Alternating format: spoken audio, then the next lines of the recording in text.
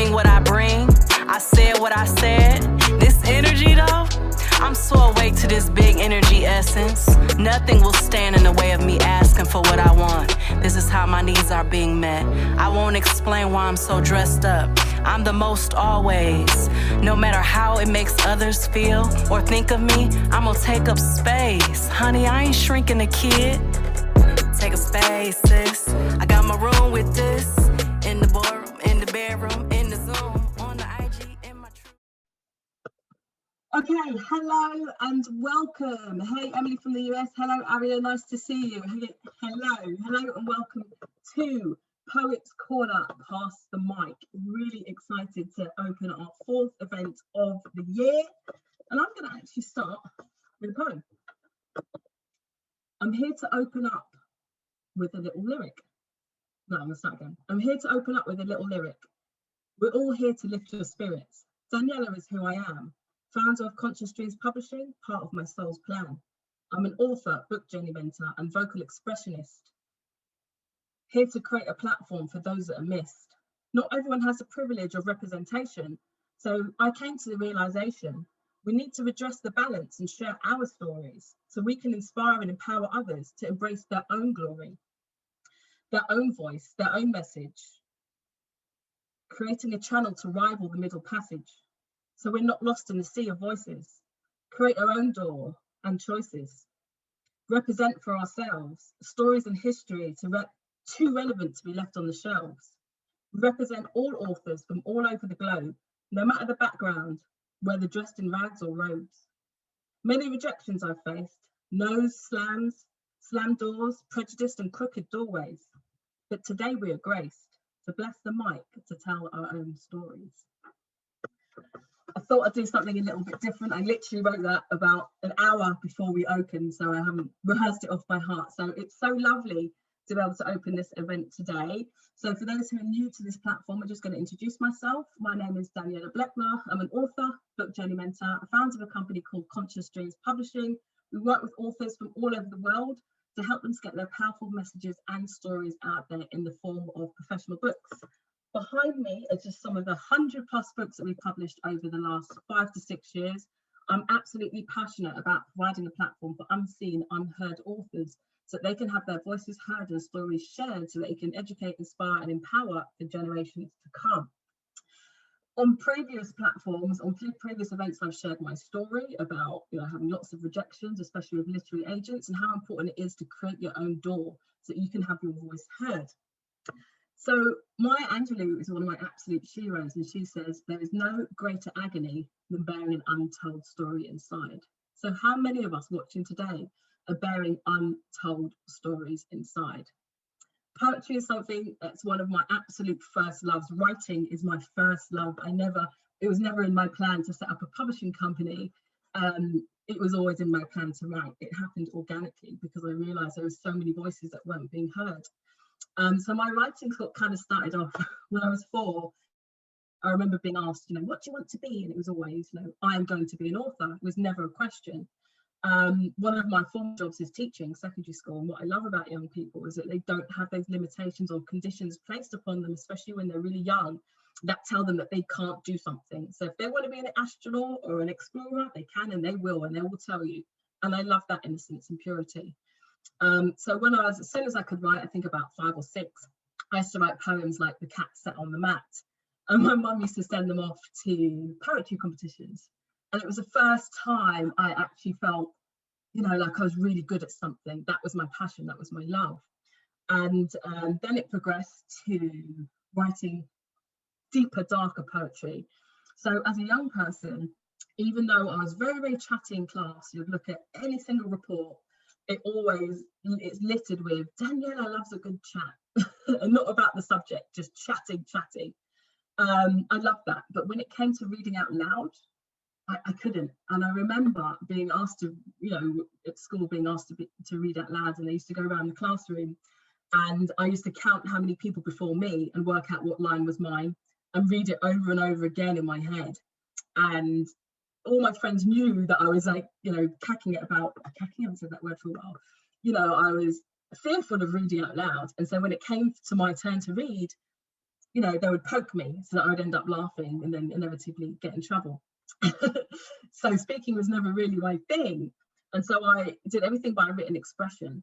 And in my troubled teenage years, I penned lots and lots of dark poetry and some joyful poetry, but it got me through a lot of trials and tribulations, and it became a way of healing. I found that I used to channel all this wisdom and think, wow, this is when I've got a pen in my hand, everything comes out, everything flows. Later on in my life, in my late teens, I used to go around to open mic nights. I used to hang around with this little portable mic and go into clubs with my friend and ask if we could, you know, spit some lyrics, because we started rapping as well. Can we do some open mic? And we used to just to go in impromptu and start doing poetry. So it was always my first love. It was always my first love, along with writing stories. So it is my absolute honour to open up this evening Poets Corner, Pass the Mic. We have 9 amazing authors who are sharing their stories and sharing their work via vocal expression. So without any further ado, I'm going to introduce our first author. Do you want to hear from our first author? No? Yeah! All right, so our first author is Gabrielle Hibbert, who wrote a fantastic poetry book called Open Book, Open Soul. She's going to be sharing some of her story and her poems with us. Hello, Gabby, how are you doing? Hi, good evening, Danni. Good evening, everyone. It's such a blessing to be here. Thank you so much for this opportunity. I'm good today. How's everybody? Yeah, well. Good. Great, thank you.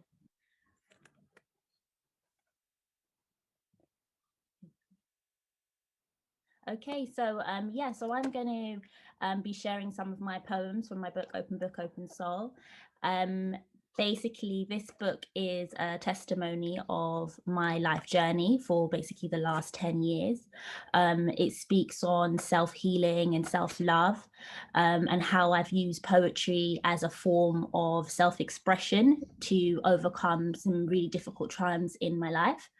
It basically speaks on mental health, identity, heartbreak, loss, trauma. And what really inspired me to write this book is my struggles. And I really encourage those that have like a story to tell, basically to promote, you know, to use writing as a tool to express themselves. So that's what poetry has been. It's been a form of expression for me. And I'm really, really excited to share some of my poems with you guys today. So the first poem that I'm going to read is called Mind Over Matter. And this poem basically speaks on how I used poetry as a form to overcome mental health. So it speaks on using poetry as a form to express myself, and I really hope you guys enjoy it. Can everyone hear me? Yeah, go ahead, we can hear you, darling. We can hear you and see you. Okay, great, good. Okay, perfect. So basically, this is an interactive poem. So when I say mind, you say matter. So mind. Matter. Mind. Matter. Matter. Okay, that's just a little warm up. Okay, so mind over matter, not matter over mind. Seek what's in front and not what's behind. Look to your maker because he is your creator. He keeps you from falling and he hears your calling. He keeps you from falling and hears your calling. Mind over matter, not matter over mind, because mind. Matter. Mind. Matter. Because he gave you a mind which is soundproof. So look to your future and strive high. As the lie of the enemy fails to provide what your life purpose has to offer. The lie of the enemy fails to provide what your life purpose has to offer. So strive high. Mind over matter, not matter over mind. Because mind. Matter. Matter. Create a vision. Look to the creator and await a new pathway, because it's all in his hands now. It won't be long now. It's all in his hands now. It won't be long now. So take that leap of faith, because you can. He is in control. So step into the role that awaits you, because you matter and your mind matters and you are free and your mind is free. Mind over matter, not matter over mind. Mind over matter, not matter over mind, because mind. Matter. Mind. Matter. Matter. Mind over matter. Thank you, guys. Amen. Wicked. Very good. Awesome. Thank you. Yeah, so basically, one of the main reasons why I actually wrote my book was to inspire others to share their story. And one of the things for me was basically, if it wasn't for my faith and having my faith in God, I wouldn't have overcome a lot of my trials that I faced. I had a lot of health problems, and the only reason why I'm here today is because of God. And I really, really, really want to empower others that if they're going through difficult times to really to share with others, because they don't know who that they could uplift and empower.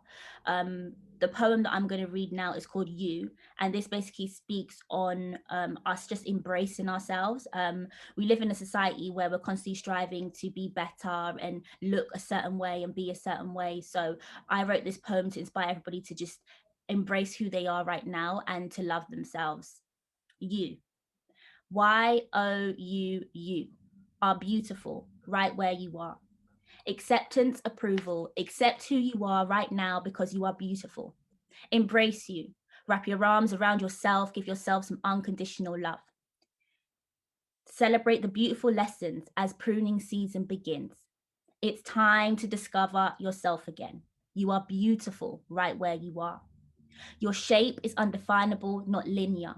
Unique and original. At the core of you is power that spirals out light. The destination is not the goal, but to embrace the journey. At the core of you is power that spirals out light. You have come so far.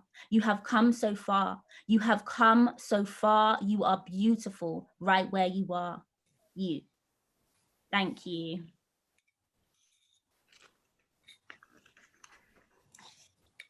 Lovely. That was amazing. Wonderful. Thank you so much. It's amazing. Thank you. So Thank Gabby had an amazing book launch in, was it Will's Harlesden, wasn't it?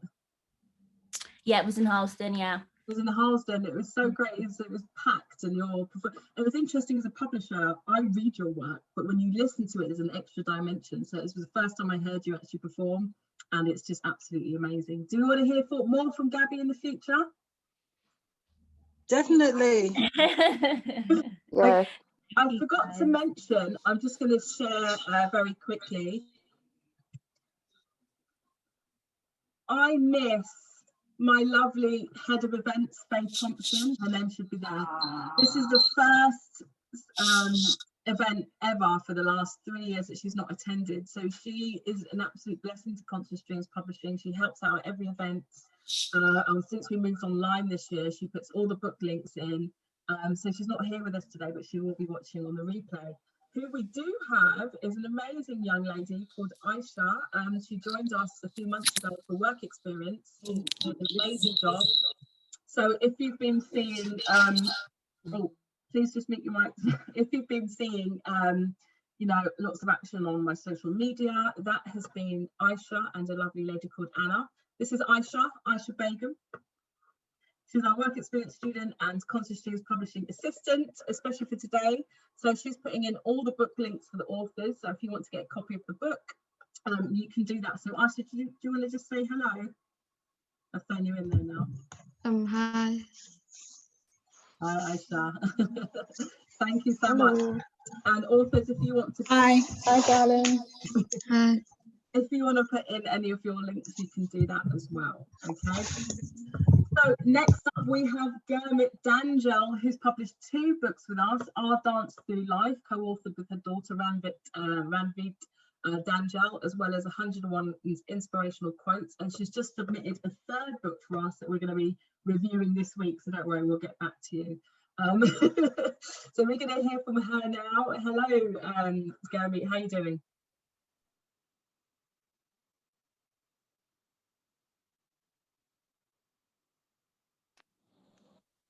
Can you hear me? Yep. Okay. Right. It's a real privilege to be here with everybody. And how do I follow this young lady's poems, which were really, really beautiful? I started writing my poems about 20 years ago after I lost my mother. It was a very difficult time for me at that time, and poetry became a form of healing for me. So whenever there was an issue that I was dealing with, I would end up, taking a pen and paper and writing a poem. And every time I wrote a poem, I would share it with my family and friends. And they encouraged me after each poem that they read and said, what a beautiful poem. And that just spurred me on to write more and more poems. Believe it or not, it was a journey of 20 years that, is included in this book. In the north of Spain, and that's the main image that we have there. People at the Guggenheim Museum in Bilbao, in places like Madrid. So it was a 20 years journey of writing poems, and it came about when I shared one of my poems with a friend, and she said, Gurmeet, you keep on writing poems, why don't you publish a book? So, and she had just recently published her book, so I asked her to give me the name and the details of her publisher, and the rest is history. So I met Danni and I submitted my poems, and was able to get my book published. But as I was writing, my daughter, who was at the time 9, was also watching and writing her poems as well. So that's why this book is not just by me, but it's by my daughter and myself. So I'd like to read one of my poems, which is called My Angels. Family to me had been very, very important all my life, and my parents and my children and my immediate family. So this poem sort of like is about my angels, my 3 kids. My angels, thank you, God, for my 3 angels you loaned. At the pain of birth, I moaned and groaned. I saw the perfection in the beauty of your creation. I was glad to be associated as their relation. Their smiles like the sun on a winter's day. My daily chores became their play. Every corner of the house did they explore, from back ceiling and the floor. As they grew older, I wanted them to have the best, gave them life's tools to pass every test. In return, my angels worked hard, showed me how much they loved me in every card. Now I'm a little older and set in my ways. My angels show me a new way each day.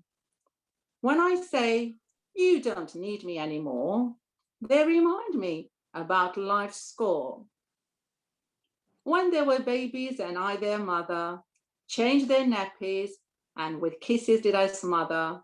But now they're grown and they need my wisdom, trust, encouragement, and time to build their kingdom. My littlest angel is the wisest of them all. Now she's showing me how not to fall. Through her constant loving and pearls of wisdom, I question, how did she become so wise so young? Then I realize we live in a world of evolution, where the kids have the answer to every solution. To my surprise, I just realized angels are born in every shape, form, and size. So that poem is about my 3 children, who are all grown up now, but brought me lots of joy and pain as they were growing up. And now I'm going to share a poem that my daughter wrote when she was only 9 years old. And her name is Ravneet, called Dhanjal, and this is her poem. Singing Life Song. I am a butterfly, beautiful and strong, flying around all day long. You are a diamond, a special friend. Whatever may break, you can mend. She is a warrior, tall and brave. Whatever goes wrong, she can save. He is a fountain, gentle but fast. Whatever is thrown at him, he still will last. We are the world, all colors and creeds, helping each other, serving our needs. But sometimes we break, and the warrior can't save us, nor can the diamond mend us. We simply fall apart. Still, beautiful and strong, things will go wrong, but we must keep singing life's glorious song. Now, that poem to me by a 9-year-old is just beautiful. And, you know, she's a very, very talented young lady. And so there are lots of lovely poems in the book, which I actually read to the children when I'm in schools. And today I happen to be in a school and shared my books with the Year 5 children, and they absolutely sort of like loved listening to the poem. And I'll be sharing some more tomorrow when I go to the same school. And you know, the nice thing that the reward of writing this book for me is that it's inspiring so many other, you know, family members, like my granddaughter, who's at the age of 7, you know, started writing her poetry. And when I go to schools, you know, the children get inspired. And so it's just a real privilege to be able to give back to the community that sort of like is always given to me and still keeps on giving. So I am just so, you know, pleased that to be able to, you know, give back to the community what I can. So I hope you enjoyed those 2 poems. I can see some of the comments. I'm really, really glad that you have enjoyed those poems. So thank you so much. Thank you so much, Gurmeet. That was amazing. Thank you. That, especially your poetry is amazing. But the fact that a 9-year-old wrote that with such wisdom, and the fact that you're inspiring so many members of your family, young, especially the young ones, to write. Joanna says it's great to encourage children from a young age. Absolutely. What a lovely thing to be able to share and offer, says Darminda. Wow, such wise and beautiful words from a child's mind. Some fantastic comments here. Gabby, you've got some great comments here. Beautiful poetry, Gabrielle. You are amazing. Thank you for sharing your work. So much positivity coming, and there's loads of comments on Facebook as well. I've got quite a few people commenting. Outstanding. I could be here all day reading everything. So it's so amazing to see so many people engaged in poetry and vocal expression. As you may or may not know, it is National Poetry Month, so just makes it extra special. Okay, so our next speaker is Shirley Blackwood. Her book is called Spiritual Antennae, and she's going to be sharing her story and speaking, performing some poems. Hello, Shirley, how are you doing? Hello everybody. Well, some of you know me and some of you don't. I'm Shirley Blackwood, author of Spiritual Antennae. Reason for writing this book, well, like my young friend, I was going through a very hard time with my mental health, and it took me into a very dark place. It was quite dark, and I remained there for quite some time, until one day, I must say, I didn't have a mental illness. It was just like anxiety and stuff like that, but it was very difficult for me. And one day I went to a book launch, and where a friend of mine, a colleague of mine, Joanna, she's one of the authors here this evening. She had a book launch, which inspired me, as a son, a late son, was co-writer of the book that Joanna's going to read from tonight. So on that visit there to the book launch, I met Daniela, and that was it. Meeting Daniela, it just encouraged me, and seeing Joanna having the courage to publish her book gave me the courage to get mine published also.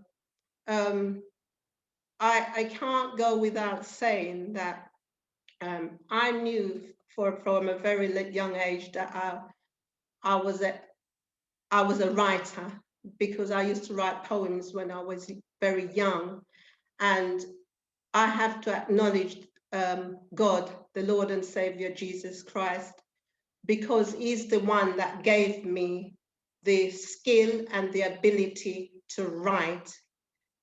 So I have to lift him up big time this evening. Poetry to me means release. It's connecting oneself to that inner part, and it's being able to, say what you feel, without no one judging you. You're just letting out your feelings. So I spent a lot of time writing and releasing the pain that I was carrying inside. So I'm going to share two of my poems. One's called Dry My Tears, and the other one's called Hope. The first one, Dry My Tears. My soul cries. My heart cries. My spirit cries. We are all crying. I have suffered. I am not innocent. I have messed up. I have lost. I've had my cup. Dry my tears. Mend my heart. Heal my spirit. Give me a new start.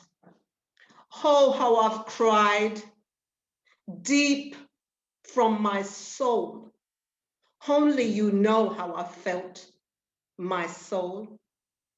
I have been crying for many years. The problem is no one saw my tears. But you, oh Lord, have always been there. Take me to that level that I've tried so long to reach. I am at your door, knocking to find your peace. Am I angry with you, Lord? Yes, I am. But please forgive me, as I'm trying to understand that in my brokenness, you are my guiding hands. That's the end of that one. I did that one when I was at the lowest of low. And it wasn't a poem. I just took a bit of paper and I just was in such a dark place, and I wrote that, and it came out like that. So that's how it came by.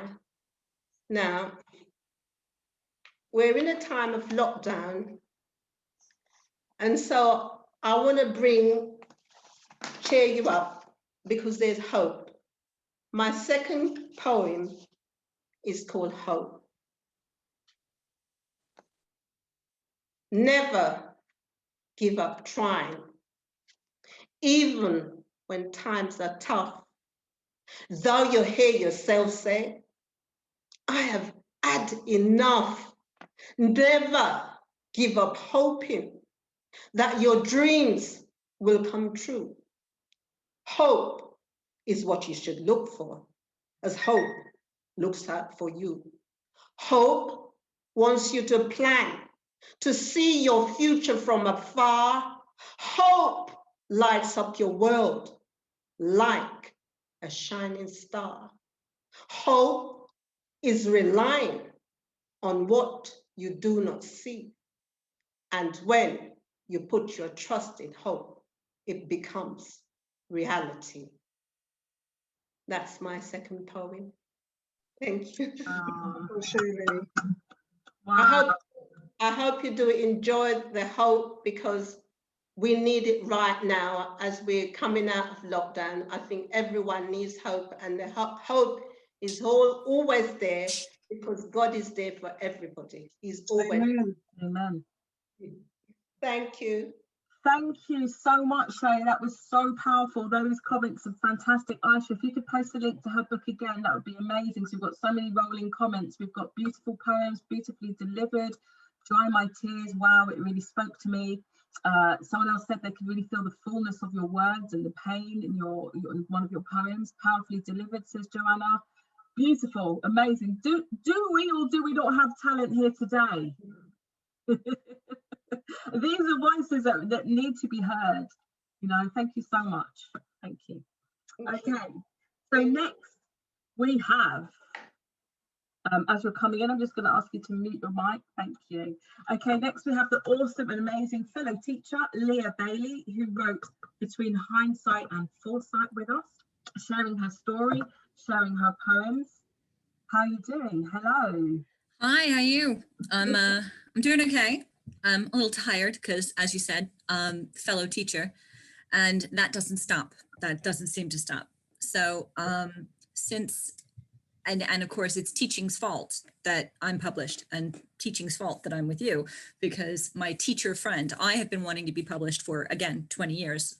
And my teacher friend said, I know someone who is doing publishing. Why don't I connect you two? And so my fellow teacher connected me to Daniela, and I was able to publish a lot easier than I ever thought humanly possible, which is inspiring for me, because I've always felt that expressing myself, what poetry means to me is to communicate and to connect with anyone and everyone that has ever felt that way.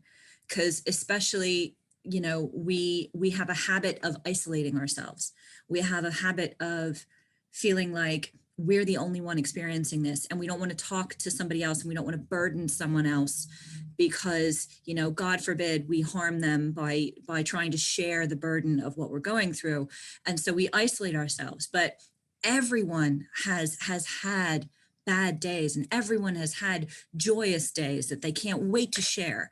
And so what I like to do with my poetry, and what my poetry means to me, is a release. It's preserving good days and preserving good feelings on the page to share, and kind of expelling the demons of the soul, you know, getting the dark stuff out so it can be on the page and be done with me. And, you know, and so anybody that reads my work, I hope, my main hope is that they will see it, resonate, see themselves in it, and not feel quite so alone. So, you know, that's what I try to do with my poetry.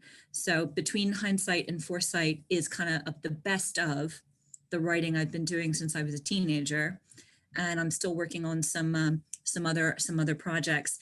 I have a YouTube channel where I explain the background of all the poems that are in my current book. So I started doing this because I published right in the middle of May, when you know, lockdown meant there wasn't any parties. So I started doing a weekly video on the story behind the poem, where it comes from. And that's, again, a teacher thing. How many students I've had tell me, how do we know the writer meant that? How do we know the writer thought that? And so I put it on video. So if you're interested in that, I'll post the link when I finished reading my poems. And I just thought I'd share a couple of pieces with you from Between Hindsight and Foresight that come from different parts of my journey, and, you know, are part of the whole kind of experience of trying to express and pin words to the page. So here's one that I wrote when I was a teenager, sitting in a coffee shop, listening to an acoustic guitarist, called Journeys. It's 12 a.m. or so the clock bells chime. I'm traveling off again one more time, flying past places I don't remember yet and past people I have never met. These are fast, old, familiar homes, past old, familiar ways, some new, old places. Here comes the old newness of good days. I don't know where I'm going and I don't remember where I've been. So this moment doesn't matter because it's all I've ever seen. Suddenly, it's clear time to meet anything and everything I've ever dreamed before the moment passes and I fear that nothing is as it never seemed. And where I want to be is still not near. So in a beat, heartbeat, I move and forget the endless road's refrain. I give the earth and path a shove and lose whatever was new to gain. Because it's not about the road anymore. To me, the journey is for those beats where I search eternal land, sea, and shore for the place where the journey meets. With my life and within my mind, nothing full has been there. The complete is hard to find, and the journey, you don't even care. Life is all the moments you often miss, a journey of old remembered things, a song, a house, a word, a first last kiss, and that clock bell still rings and rings. On the journey, you will meet moments that will scare you, stop your heart and move your feet, moments that will tear you. But throughout the days, weeks, and months, when you won't know what or why, they come to you in nameless fronts. And life is about choosing to journey and try. It's 12 a.m. or so the clock bells chime. I'm traveling off again one more time. My choice. How about you? And so that's that one. And then I thought I'd finish off if I still have time for one more. Yes, we can have one more. I have been continuing to write and trying to capture those moments over the last 20, 25 years. And so I have this place that I go to write, and everybody thinks I'm nuts, but when it was open, this is my favorite bar. And one of the reasons why I'm reading this one, yeah, I can see you smile. You know which one I'm going to read. This is one of Daniela's favorites, and that's why I'm reading it. Is because it's more recent. I've written it in the last 3 years. There's something about the atmosphere of creatives, places like this, open mic nights online that are becoming huge. There's something about that combination of art that means that we help each other and we inspire each other. So I'm reading one of the more recent ones from my book called Artists in a Bar. I have this place I go to write. Quiet or crazy is a good place. Staff who know I'm a regular, decent food, decent drinks, enough to blow through the writer's blocks. A new musician begins. I'm used to the other. Good tunes, knows his stuff, sweet voice, good guitar. I guess I wasn't paying attention. Then the first notes hit. And now a smile spreads unbidden and unstoppable across my face. I recognize the intro. Everyone singing along is a decade too young. So's the piano player, but as he catches my eye across the bar, sees that recognition, knows I know the tune, I suddenly don't care. What's a decade anyway? In that moment of recognition, two artists in a bar, I throw my head back and laugh. Another regular beats me to the punch of buying him a drink. Maybe later, if he wants one. The conspiracy continues as I recognize intro after intro, singing along and smiling, appreciation. I'm still searching, trying to nail down my idea. Then it hits me. Two artists in a bar. Eyes meet, the first notes, and now a smile spreads unbidden and unstoppable. Thank you. Yay!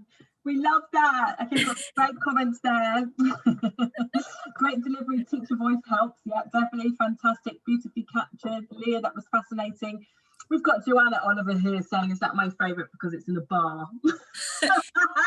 I remember you saying it was because of the artist. It was the combination of artists, which I am willing to go for. You know, I am willing to go for.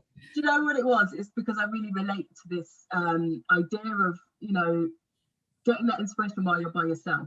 Yeah, So, I mean, the best stuff comes when you're out in public with people and inspiration and life. Yeah, so yeah, exactly. Some of my best work has come from literally pubs or bars, sitting out. I'm very much an observer.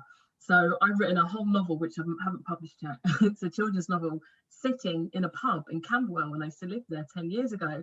That whenever I go back over that book, I think about those places I was in. And it's just being in, I can be in a place surrounded by people, surrounded by noise, and just get into my zone. And so when I read that, I just completely resonated with that idea of being on your own and just, but not being by yourself, because you've got that creativity. So yeah, I love that. Plus it was a bar, Joanna. So I do have like workshops and stuff that I do and videos where I talk about forms and structure and generating ideas. So can't help but teach. It's like unstoppable. So I'll stick that in the chat. And thank you very much for your kind words, everybody. Thank you so much. That's awesome. Thank you.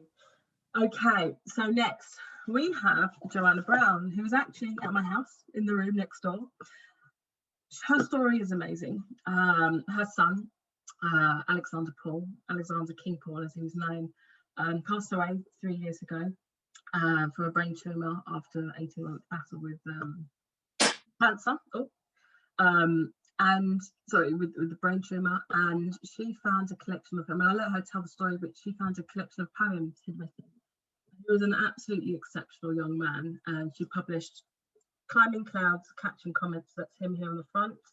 She wrote the biography. Before Joanna comes on, I'd love to share his poetry so you can see it live. So Joanna, is that okay if we do that again? Yes, Danni, I'm happy for that. Fantastic. Okay.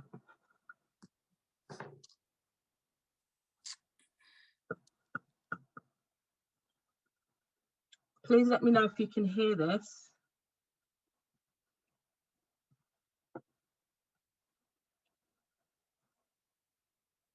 The womb.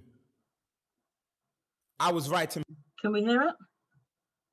Perfect. Thank you. I can hear them next door. I was writing poetry before the womb. I was talking to God before he created the stars and the moon. I was climbing clouds, catching comets callously as my calluses could not burn as I clasped into the corners of the sun.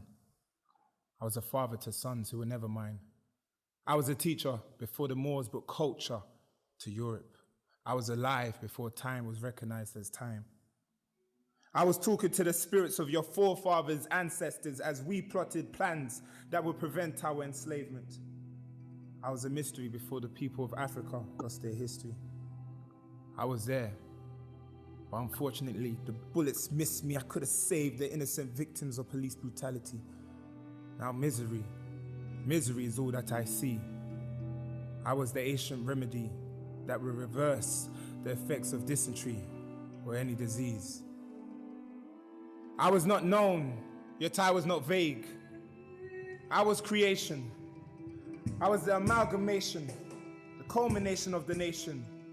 I was before you treated your women like common whores and sex was treated like a game for men to keep a tally to see the score.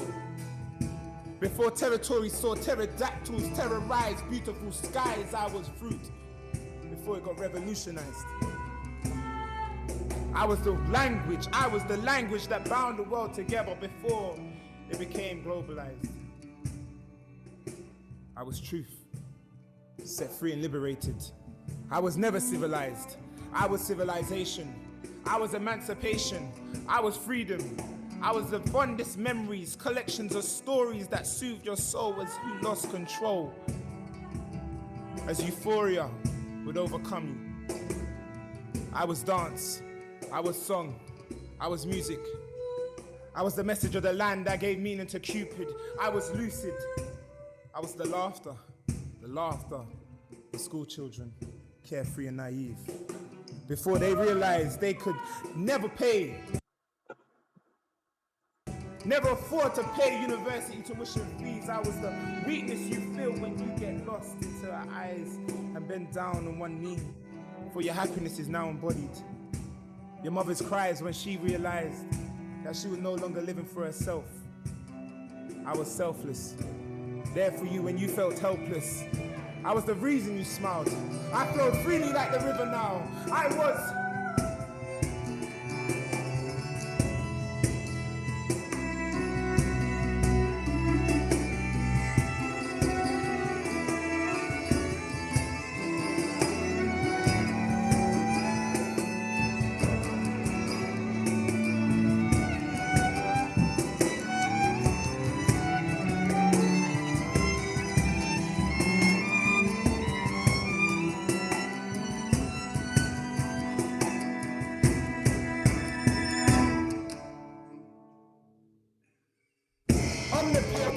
solely potent. I was the reason for the inception of mystical potions, lotions, notions, oceans. Could not compare with the depth of my being. I was freeing you from the chains of hatred. I was sacred.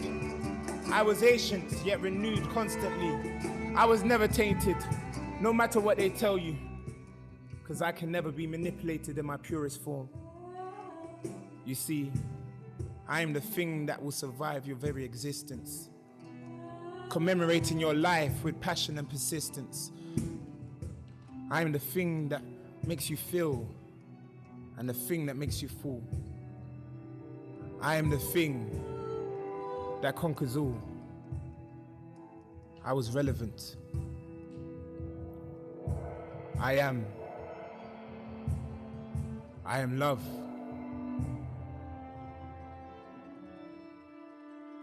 I am love.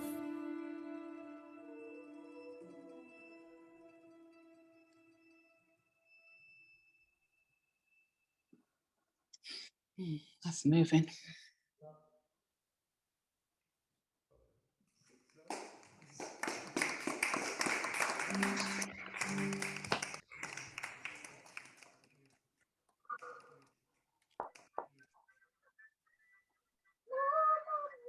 That was an absolute honour to work on this book, Joanna, an absolute honour. So let's hear from Joanna. Hello, Joanna. How you doing? Hello, Daniela. I'm well, and thank you for the opportunity to showcase Alexander's work. And many people, well, some people on this platform have heard some of the poems and have attended some of the events that I've done in the past. So I'm grateful that you shared that poem, because that really does show what Alexander was about. The book Climbing Clouds, Catching Comets, a collection of so many poetry of different genres. There's poetry about depression. Shirley mentioned going through, and it was after Alexander passed, when I looked at his poems, I realized he went through a really bad phase. And like a lot of teenagers, they clam up, they don't reveal it. You think they're fine, but his poetry revealed that he was going through. He also wrote about police brutality, and he had the opportunity of addressing a Conservative Party conference where he spoke about the abusive powers of stop and search. And when he passed, Theresa May mentioned that he was instrumental in getting her to change the policies, but sadly, they'd been reversed. So I was going to read two poems, but since you've shared that one, I'm just going to read a snippet from one of his poems called SOS, Scared of Safety.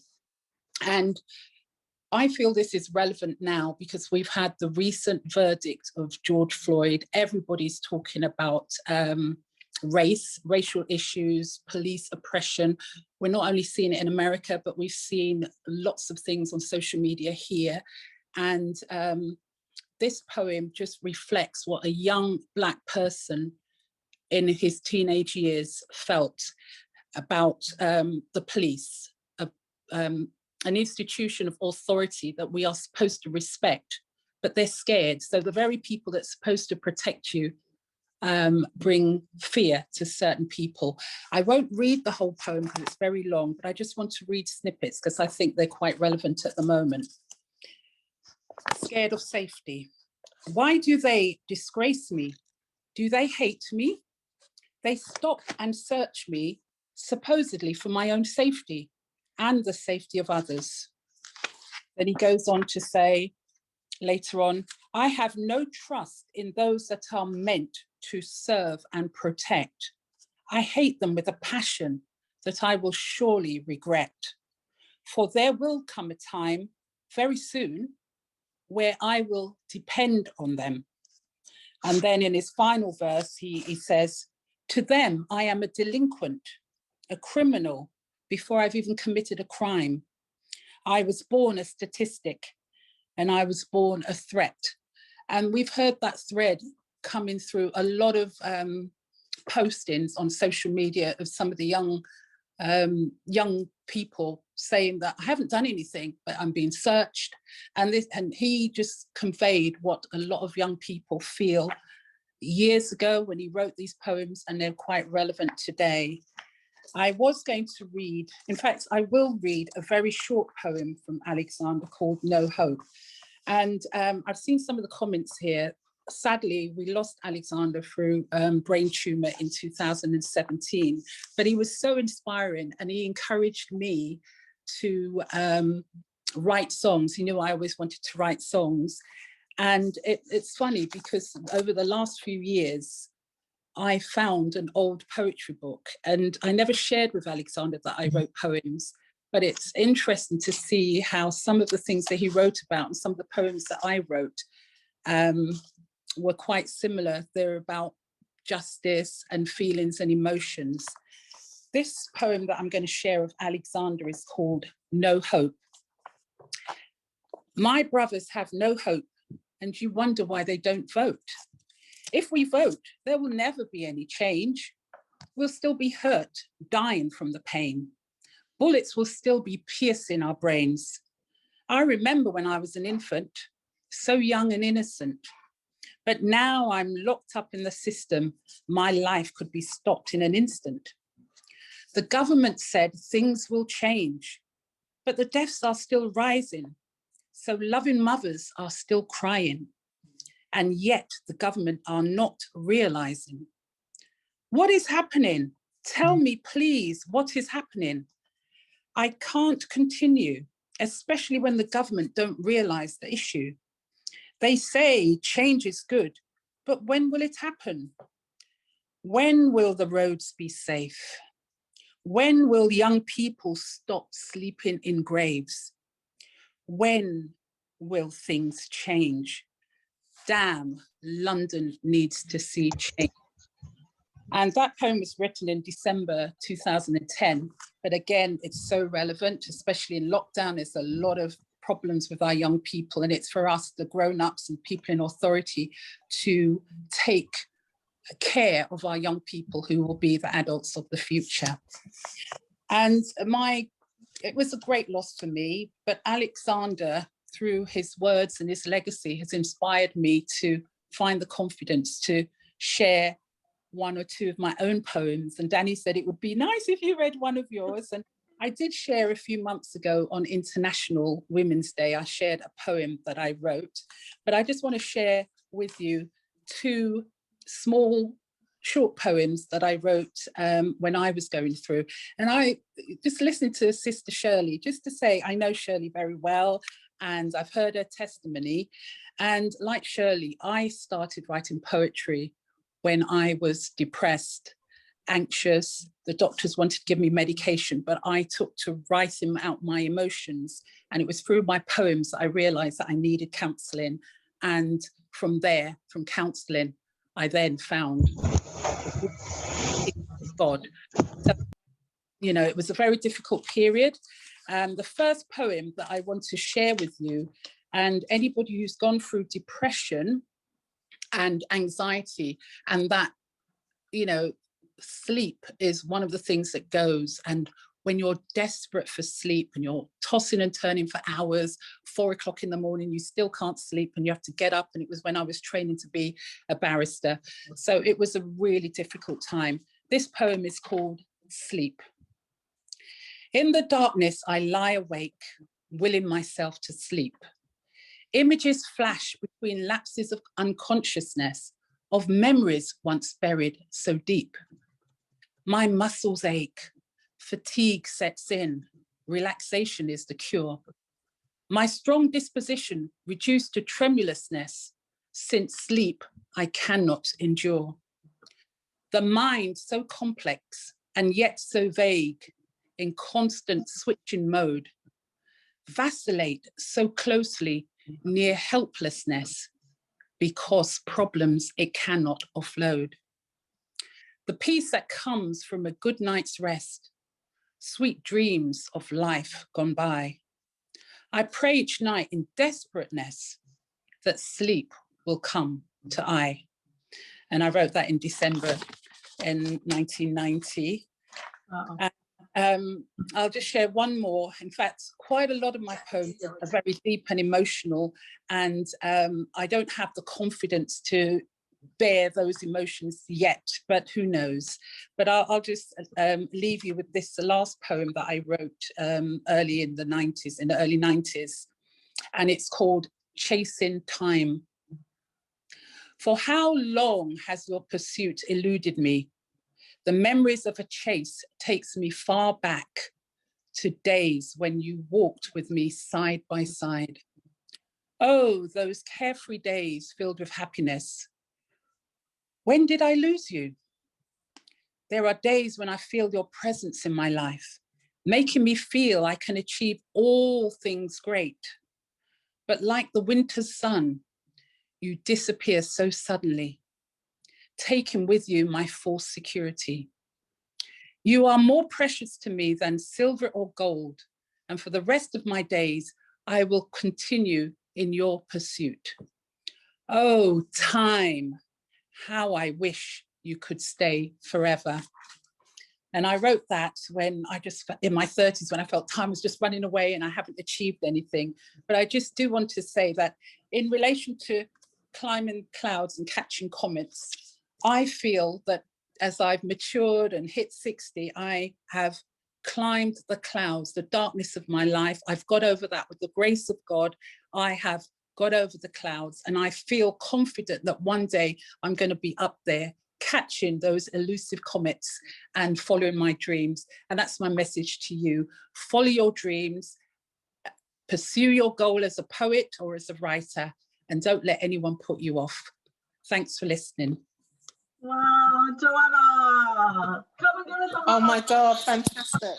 That was absolutely amazing, absolutely amazing. So Joanna, I can't believe it was 3 years ago we published this book on the Memorial Day of your son. I don't know how you found that strength to put that together and honour his memory.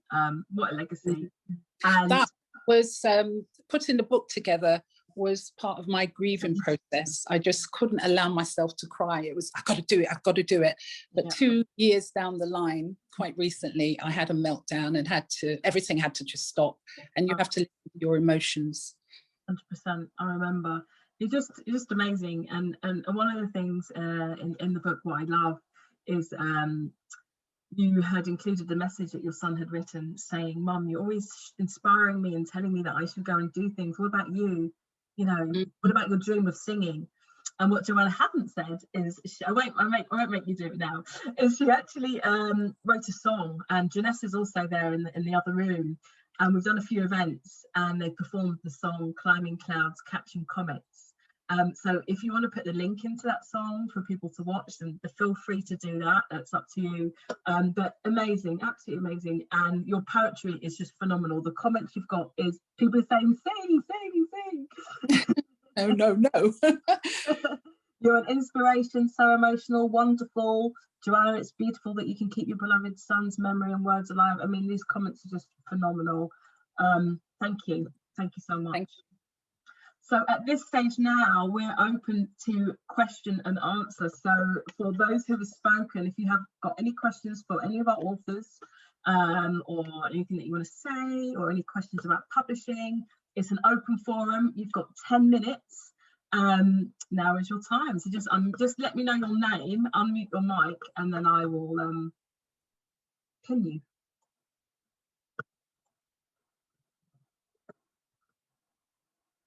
This is a free-for-all right now.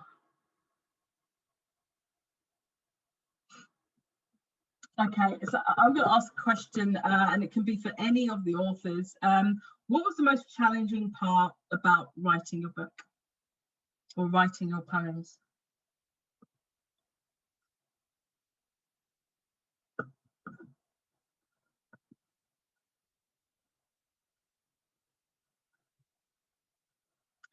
Anyone? I'll just mention, I don't see myself, I'm not a published poet, but I share my son's poems. But the hardest thing was choosing what to go in a book. When there's such a volume of material, what should I put in? What do you think people would appreciate? And I wanted to show all different facets of his personality. He wrote about everything. With me, I just wrote poems when I was emotional, and I find that I only write poems when I'm down. When I'm happy, I'll sing. But, you know, it's the material, finding that material to go into a book. And I don't know for the other poets, everyone so far has just been amazing, and every word you can feel. And poetry really does get to the soul. And I think it's great that people can express themselves in this art form. I think the second hardest is probably deciding what order it goes in. Once you pick which one, what order does it go in? What helps you to decide on your order? You know, I tried chronologically because the first collection was so much of it from over so large a span of time. You know, if you've been collecting material for a long time, you've got stuff that's 25 years old and you've got stuff that's like a week old. And so I chronological wasn't going to work. And then I thought about thematic, you know, so, you know, love, all the love poems together so people can stick to that one, or maybe some of the sadder poems, or interspersing sad and happy, you know, natural poems. Like you drive yourself crazy. I think in the end, I kind of struck a difference between the two. Some of the earlier poems in the book are some of the earlier poems on my journey. And some of the later poems that are in the book are like later poems on my journey. And I finished with my favorite, with, you know, the longest one that was in the book, and my favorite one, which was about home.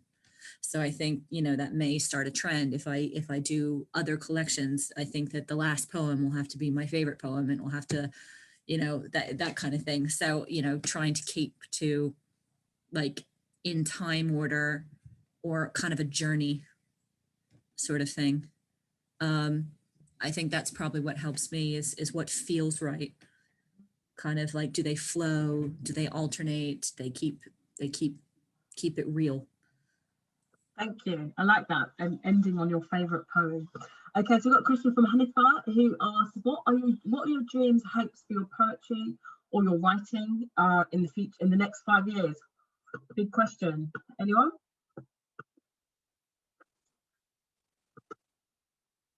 Well, I just sent something off on Sunday. Yes, you have. So Leah's got a second book in the pipeline. Yeah. Well, I've got my third book with you. I'm going to be a busy lady. My wish is just to continue writing, and you know, you just don't know where the inspiration is going to come from, and when the timing has to be right as well, you know, for the project that you want to do. So my next, I'm hoping to write a play, take a break from the poetry and write a play. And yeah, so God willing, we will. So look out. That's fantastic. Thank you. Anyone else dreams for the future, next 5 years? Well, I hope to be able to travel the world and recite mine. That's what I hope to do. I hope to be even on the TV, to be able. I want to do a lot with my poetry. You see, I want to do amazing things. Yes. So that's just a few of the things that I've got in my head. I want to be able to go around schools and as well, schools and help out young people to sort of give them, inspire them, to show them that they can write. If they have the ability, they should push themselves to write, because once you push yourself to do something and you really want to do it, you will achieve it. You just have to believe in yourself, believe in your abilities, and hope is there. Fantastic. Thank you so much. Thank you. Any other questions? I'd just like to add to that. Who's this? It's Leah. Hey, Leah. Hi. Yeah, I was just thinking about what Shirley just said, because I'm actually thinking, well, I'd love to write a children's book and actually go out to like schools, maybe to help kids with, like there's a lot of kids with self-esteem issues, and I'd love to inspire them in that way as well. So I really, I think that we can make a difference. We all can as individuals. So that's something I'd like to do as well. But maybe not on the TV yet. Yet, that's the word, yet. Nothing is yet. Maybe in the future. I don't know. Leah's one of our authors. She's going to be performing some of her poetry later as well. Gabby, did you unmute yourself? Yes, I did. No, I just wanted to say as well, like, really have a passion for young people, and I really do feel as well with poetry how powerful it can be and how much of an impact we can make with it. So again, similar, in terms of just going around, especially with young people, using poetry as a form to like empower them, inspire them, and also encouraging them as well to tell their story, because there's a lot of them that have some really, really deep stories to tell. So yeah, my dream is really just to encourage them as well, just to use the pen, put it down, express yourself, let it out, let it go. So yeah. And that's what I love about what we do in terms of public. It's not just about publishing a book, it's about for the authors, it's about the bigger vision. The book is just one part of it. You can just have a book and have that, sell that on Amazon or wherever you want to sell it, but there's so much more you can do with it. Going into schools, setting up a YouTube channel, performing it. You can dream as big as you want, and it's the projects. And I do encourage you all just to connect with each other. Put your social media handles in. If you're on Facebook, this is streaming live on Facebook. A few people have asked if they can share this. Please do share this. Let people know what it is that we're doing. We've got a platform here of 9 amazing authors, sharing their books and their visions. So there must be something somewhere along the line in terms of creating connections here where we could all help each other build our dreams. That's the beauty of collaboration. Justa, you've got your hand up. I feel like I'm at school now. Do you have a question? Yeah, I was just going to say, because I'm loving the poetry and the vibes and that, and obviously, I'm a creative soul as well. So I just wondered if any of the poets do art as well, or put any art to the poetry, or, because they go hand in hand. Art, music, and poetry, and all that. To me, it's all the same cup of tea, Great question. Great question. Any artists? Anyone thought about art? Can I mention? I have started writing songs, and as I said, I've released my own song, and I've got a song. Hopefully, someone else is going to sing.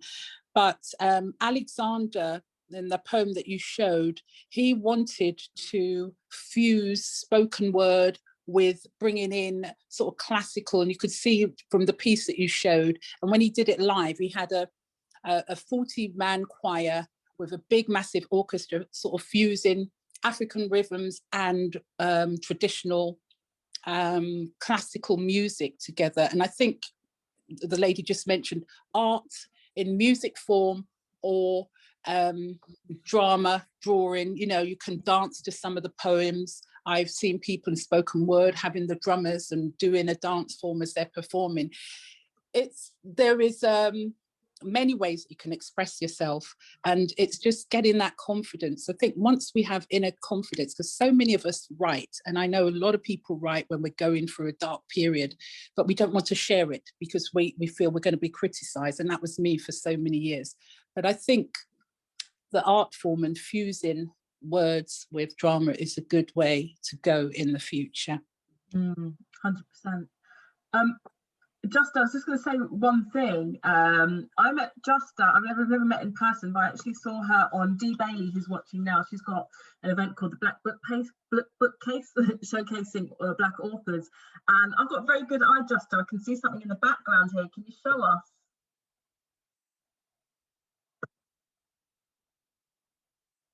Oh, you're muted, but she's got beautiful artwork. You should see some of this stuff. Which one? I can see George Floyd in the background there. I can see. Oh, yeah. I know the lights really, because the window. Wow, that's incredible. You're so talented. Amazing. Well, it's not actually finished. I was just did that the other night. I've actually got lots of stuff I need to work on, but it just felt like doing it. It felt right. So. Just put your website. Chuck your links in there, because that's awesome. There's lots of people that want to connect with you. Thank you. Did you want to add to something that Joanna said? No, I was just going to say as well, actually, I love the fact that we're sharing. Oh, who's echoing? Someone's echoing back. Yeah, I'm just going to say about the fact I love that you're sharing this sort of stuff, because in certain cultures that we all know, we're not allowed to talk about these things. Like to my mum and to my family, like my mental health and poetry is stupid, and what you're doing, like wasting it. So it's blessed that these environments allow us to be creative and not feel judged and not feel a way about it, because a lot of times we're not allowed to. 100%. Thank you so much for that. It's so important. And it's a theme that comes up a lot in spoken words and poetry, is mental health. And as I started at the beginning, for me, writing poetry was for my mental health. I was going through really dark times in my troubled teenage years, and I genuinely don't know what I would have done if I didn't have writing or poetry. It's got me through. My pen, me and my pen are like the best friends, so thank you. So someone says, Hannah says, how many poems do you normally have in a book, and is there any advice you can give to a poetry uni student? That can be anyone, even if you haven't spoken, I can also advise.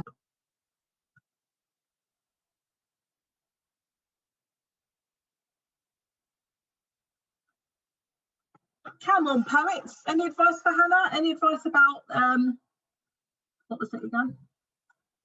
Well, I think you got to have it doesn't really matter how many poems you have, as long as they're poems that you've enjoyed writing and people are going to enjoy reading. So the number doesn't really matter. But I think once you start writing poems, I just kept on adding and adding and adding until, Danni said, no, you can add some more until in your next book. So really, I don't think there's a fixed number that, you can have or you should have.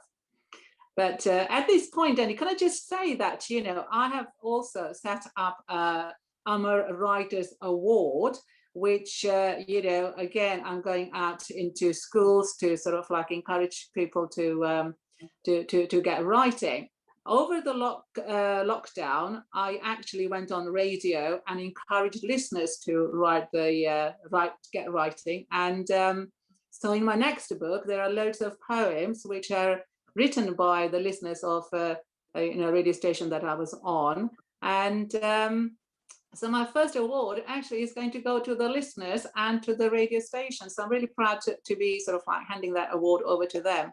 And so I'm looking for my next writer to give the award to next year. So, if anybody is out there looking to get their book published, get in touch. Amazing. Thank you so much. So many things happening. Okay, so thanks, Danielle, for inviting us to share. Oh, bless you. My pleasure. So I was just saying, what was the hard, does anyone get writer's block? I can't answer this one, but let's hear what you have to say. Does anyone get writer's block, and how do you overcome that?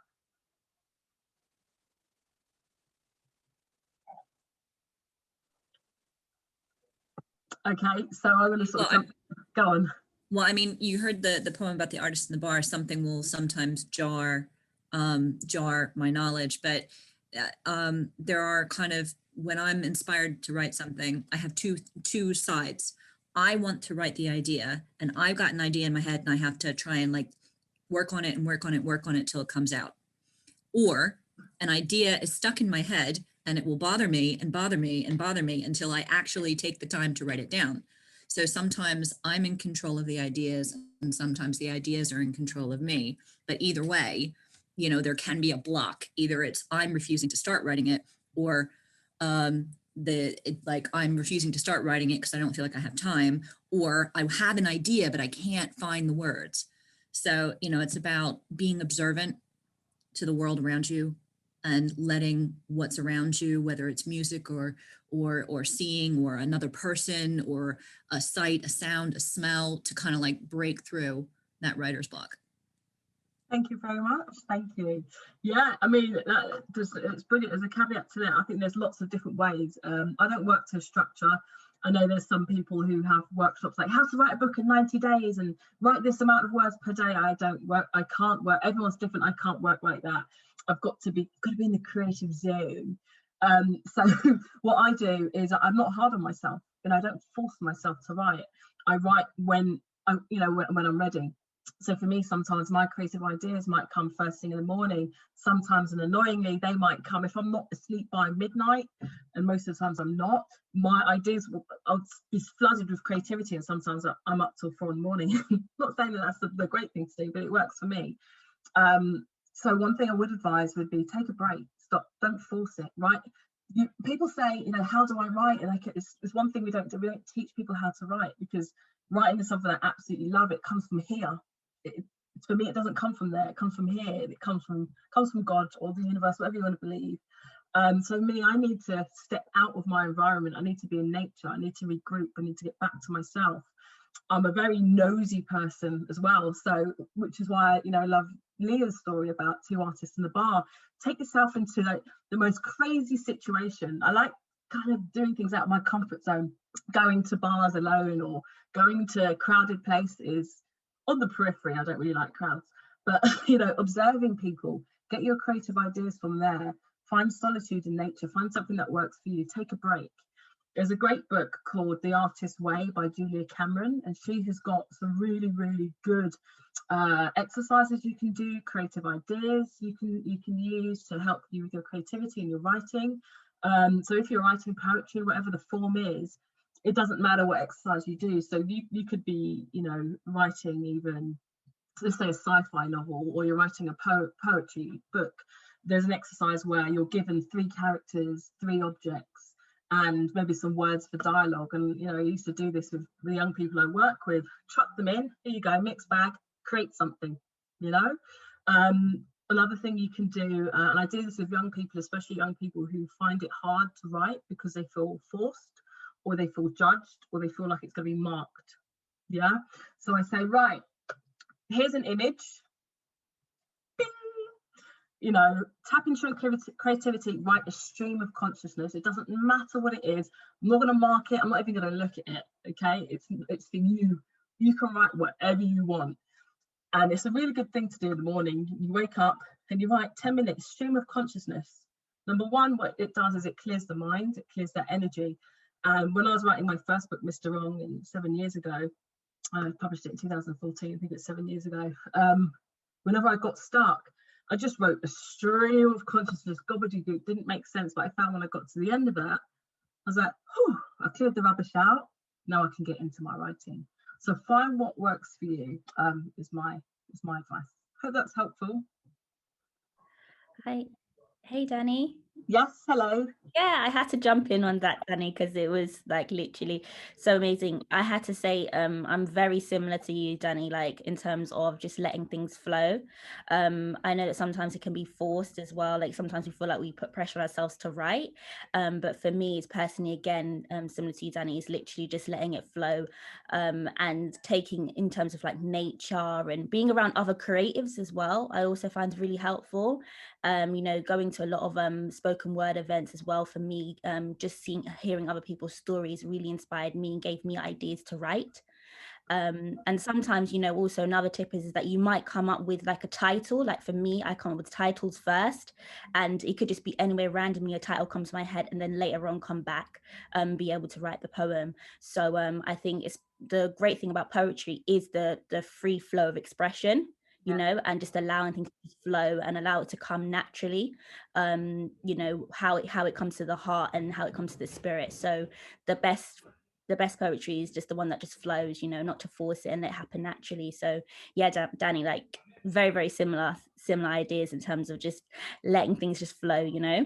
Yeah, perfect. Thank you, Gabby. As you're speaking, I'm seeing you working with kids and teaching them poetry. I don't like the word teaching, but facilitating poetry workshops with young people. Just going to put it there. It came to me just as you were speaking, so I can see it. I can see it. Let me know what happens. Sorry, Danni, I didn't hear you. Say that again. I said, just as you were speaking, I just kind of saw you working with young people, facilitating poetry workshops as you were speaking, and I think you'd be amazing. Oh, thank you. Yeah, that's something definitely that I'm passionate about. So yeah, I'm excited. All right, lovely. All right, thank you. So I have 8 journal now. Okay, amazing. It's competition time. So we have had a really, really tough time. I set a competition and it was only a week ago, and we were inundated with responses to the point where I had to call on help. Okay, so there was about 4 or 5 judges. Don't want to say judges, 4 or 5 people who were reviewing the content that came through. We had nearly 40 poems, and it was really tough. And I'm the sort of person I just want to award them all, but we had to narrow it down. So each person that I'm going to call out with a poem, you are going to win a copy of one of the author's books. And then there are top 3 who, I hope you're ready, will be reading out their poems. I also have the awesome and amazing Red Medusa, who is our special guest today, who's going to be performing some poetry. Do you want to say hello? You're just saying hello at this point, don't worry. Hi everyone. Hi. Your poems have been just beautiful, awesome poetry, really strong, moving stuff. So I'm really excited to see what's gonna come next and what you guys are gonna put out there next. But competition time, I'm gonna be quiet. Yes, she's gonna be giving some feedback on the top 3. All right, so I don't know if you're on and I call your name out. I feel like I'm at school again. I can't help it. This is just me. If I call your name out, just say hello and just so we can see. All right, so runners up were, in no particular order, I Am a Black Woman by Dawn Solomon. Dawn, are you here? Are you with us? Okay, hey, she might be watching on Facebook. We've got Rick Tucker. He sent in 3 poems, but there was London Sequence and Confinement. Amazing poems. I don't know if Rick's with us, but if you are, say hello. You are a runner-up. You've won a book. We've got Pavi Valsa, who's also one of our authors, actually. She wrote a poem called Important. Renee Alman, her poem was called Renee. Then we've got Sandra by myself. Sandra, are you with us? I'm sure I saw Sandra come in. You don't have to put your camera on. It's fine, don't worry. Yeah, I'm here. Hey, you want to use the book. I think you submitted yours literally like half an hour before we were, as we were actually reading them all. So you just got in there. Thank you so much. Sorry, Hello? I don't know what's happening. I'm on my phone because I'm sort of in transit. Oh, no worries. Yeah, we just said that you've won a book. So your poem by myself was one of the runners up. And so you won a book. Yay! Like, thank you. Okay. I just said you literally just staked yours in just as we were going through them all. Okay. Oh, thank you. I'll send you my details later. All right, darling. Okay, we've got Ryan. Okay, thanks. Ryan, What the I Say, and then Stuart Alexander, What's the Point in Social Media? We have Alison, who wrote a beautiful poem called She Sleeps So Soundly. Is Alison there? Alison. Okay, I'll drop her an email. Then we have Emily Phelps, Prisoner of the Inevitable. Are you with us, Emily? She was in here. Oh, she is. Okay, is your mic not working, darling? Don't worry, I'm not forcing you. You've won a copy. You've won a book. If you want to read your poem, you can. So just drop me a message and let me know if you're happy doing that. Then we have the #1 winner was Petula Hippolyte, Poetry in Motion. Is Petula here? No, what's going on?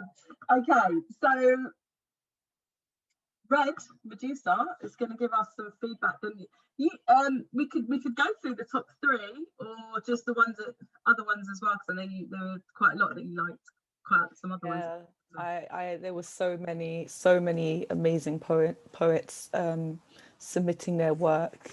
I did write some feedback for the top 3 and a very special 7-year-old called Avia or Avia, yes. or Aria. Is it Aria? Yes, Aria. Are you here, Aria? Hey, yes. Aria. Hello. So you wrote a poem. I'm going to start with you because I've seen you sit there very, very patiently and very quietly listening and taking all of the good stuff in. So I'm going to start with you. And you wrote a poem called At Grandmother's House. Is that right? Yes. Yeah. And you wrote a line in there in your poem that says, "But I don't want to go home." And you know, when I listened to I could it was like listening to it because obviously I was reading it in my head, right?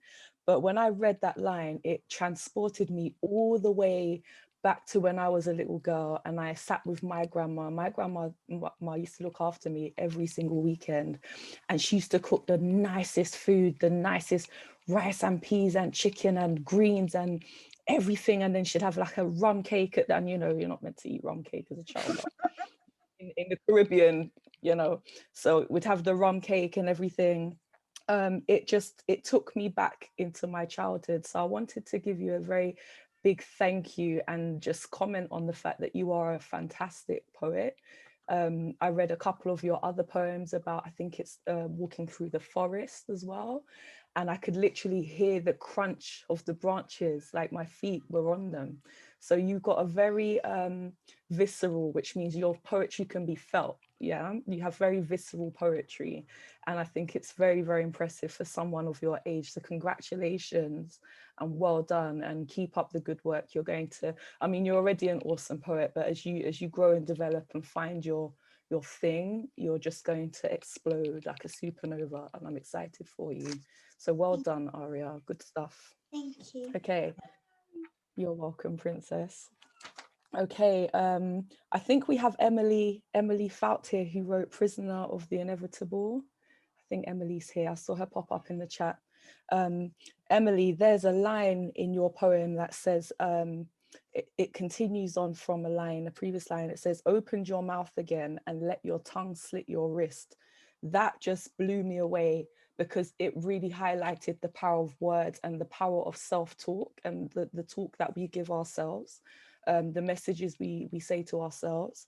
And there's another line in there that says, "Vivid insight into a state of mind that may be all this is what I thought of, vivid insight into a state of mind that maybe all of us have encountered over the past 13 months.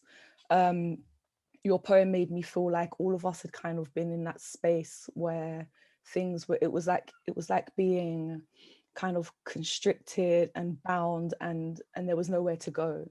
And there was another line in there that caught my eye, and it says, "You are just as I left you, unshaken from your tower, head bent over another masterpiece." And that made me think of all of the times, and I've heard various poets say it across the evening, of all of the times that my best poetry has come out is when I've been really, really down, you know, or really, really elated, or an extreme of some kind of emotion, right? But whenever I've written my best poetry, it's when I've been really upset, really angry, or something has moved me to where I need to express something with an urgency. And it made me think about the times I've kind of sunk into my depression and used poetry as a way out of my depression. So again, another very visceral piece, and I hope that everybody gets to read that too. Yeah, I feel that when I'm very hurt is when the best poems are born. Absolutely, absolutely. You know, it's when you're at your rawest and possibly your most authentic. And I think our best poetry is written from a place of authenticity. So I will conclude with Prisoner of the Inevitable. Unfortunately, the other poets are either very quiet or aren't with us. But I'll touch on Poetry in Motion, which was the winner, and I think it deserves a mention. There was a line in, and I've taken quotes from all of the poems that I love, but there's a line that says, catapulting our bodies into channels and waves of different shapes, curves and shades, we hypnotize and stir primitive emotion in awe of wonder we are. And it made me feel like I was watching a ballet of beautiful brown dancers twirling and creating all of these shapes and being free in expression. It made me feel that way. It made me think about how the poem captures movement, and what I love most about that poem was that it's accessible. It's not full of hyperbole or hyperbole or however you pronounce the bloody word, because I can never pronounce that word. But it wasn't like dense. It was free and it was easy for anybody to read, but actually appreciate what the poem was saying. It was, I really liked that poem. It was colorful. It was full of movement. It was full of Black joy, which, you know, we see so much Black trauma on the TV these days, and that poem made me feel like we were being celebrated as Black people. So congratulations to the winner of the competition, but really great submissions from everybody involved. I love the poem Important. Important was one of my favorite poems as well. That was by Pavi Valsa. Is that, if I could pronounce that correctly? Yeah, Pavi, yeah, it's fine. Yeah, Pavi, brilliant poem as well. But congratulations to everybody, and well done to everybody that submitted their poetry. You did not make it easy, I tell you. No. It was a very difficult decision. But congratulations and well done. And I'm really looking forward to sharing some of my bits and pieces with you all too. But well done everybody, and well done to everybody that's here tonight. You're all amazing. Really good stuff. Thank you. Can you see why I asked Red Medusa to give the feedback? Thorough. Okay, really good. Thank you so much. Thank you. Really looking forward to hearing your poetry. So Aria, you have been waiting patiently, as Red Medusa says, to read your poetry. So would you grace us with your beautiful, beautiful poetry? We'd love to hear, and you can choose whatever poem you want.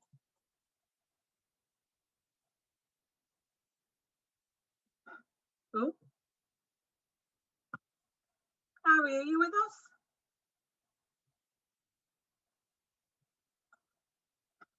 Gurmeet, is Aria gone?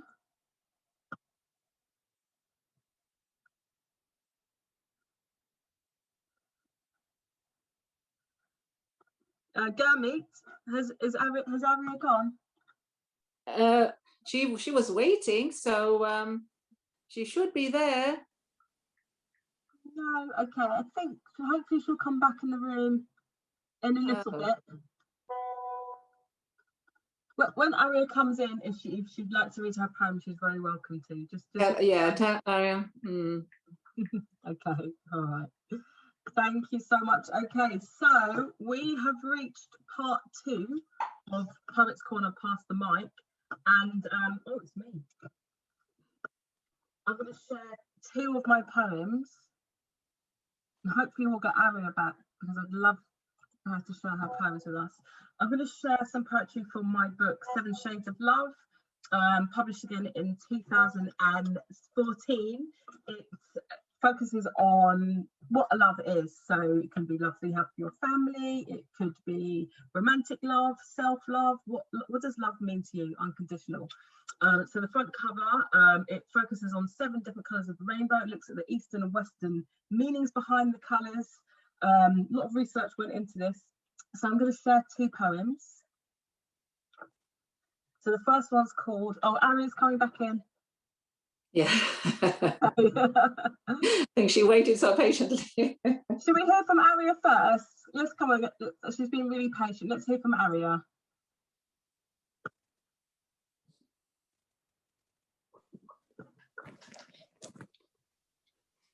Aria, hello. Hello. Can I say thank you for being so patient? I know that you've been in since the beginning, so I really appreciate that. We'd really love to hear some of your poems. As Red Medusa said, we really loved Spring Poem. We really loved all of them. Walk in the Forest, Going to Grandma's House. So which one did you want to share? Spring Poem. Oh, yes, please. That was my favourite. Soft petals peeking through the buds. Pretty pink, painting pretty pink blossom. Raining showers dropping gently on the ground. Indoor, feeling joyful, sipping a cup of tea. New life is everywhere. Gorgeous plants blooming in all colours. Toes touching the soft wavy grass. Inviting friends to come and have fun. Mother Nature showering love. Everlasting, joyful life cycle. Wow! That was amazing. Do you know what I loved about that is you had so much imagery in there, which meant that I could really get a clear picture of that spring day. And I love that you use alliteration, which is when you use 2 letters. Do you know what alliteration is? Yeah. Go on, you tell me. I can see you know. Go on. Alliteration is like when there's a word and then there's another word, but then they start with the same letter. Amazing. And you did that in there, touching toes, was it? Yeah, toes touching. Toes touching, that was it. I love that. And someone else put amazing Aria, which is again alliteration, 2 A's, and the everlasting love at the end. I just absolutely love that. Do you want to share another one? Sure. Yeah. There's one called Walk Through the Forest. Yep. Crunch, crumble, the leaves are talking to me. A walk in the forest reminds me of a jungle. Smash, 1, 2, 3, a falling tree. A pool of fresh mud. Oh, watch out! Splash, foxes running by, chasing their next meal. I hope it's not me. At the fountain we have come. Oh no, piranhas, let's all run. A fun day at the forest we did have. Splash, splosh through the wet, soggy mud. Now I can't wait to fall in my bed. I love that. So fun. Do you know what? Obviously, reading them, I can't imagine your voice because I've never heard you before. But when you read them out loud, it really brings it to life. I love that. Do you know what my favourite part is? When you use sound words like splash, splosh. What's the technique called? It begins with O. Who knows? Leah, you know. Onomatopoeia? Yeah. Yes, don't ask me how to spell it. So when you use sound words, it really helps to imagine what it sounds like. I love that. Really, you're so talented. Keep writing. And I'm looking forward to your book coming. I'm being serious. So lots of love here in the comments. Brilliant. Love your poems, Aria. This one is so vivid, which means you can see it really and imagine it really clearly. And your dad says, yes, darling, proud dad, capital letters. Thank you so much for joining us. I know it's been a long way. It just shows that you're very patient and something that I find really difficult sometimes. So thank you. Thank you. Thank you for having me. No problem, darling. We love you. Bye. Bye. Oh, wasn't she awesome? She was great. That was worth the wait. That was worth the wait. Okay.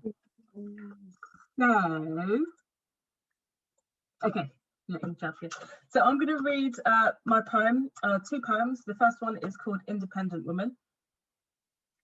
In her eyes you see strength, a woman who's trod a rocky road. At times she felt she was never going to make it, but marched on and carried her load.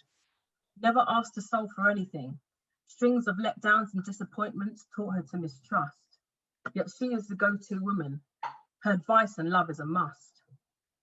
But who was there for her in her darkest hour when she lay in bed alone? Who was there for Miss Independent on the other end of the phone? Dependent only on herself, yet others depend on her. Can pay her bills and keep her home, hold down a job and feed her kids alone, and still have cash to lend a friend.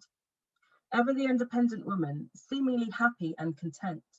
She is the go-to woman, the glue, the fix, the cement. Has a smile for everyone and everything, friends, family, and those unknown.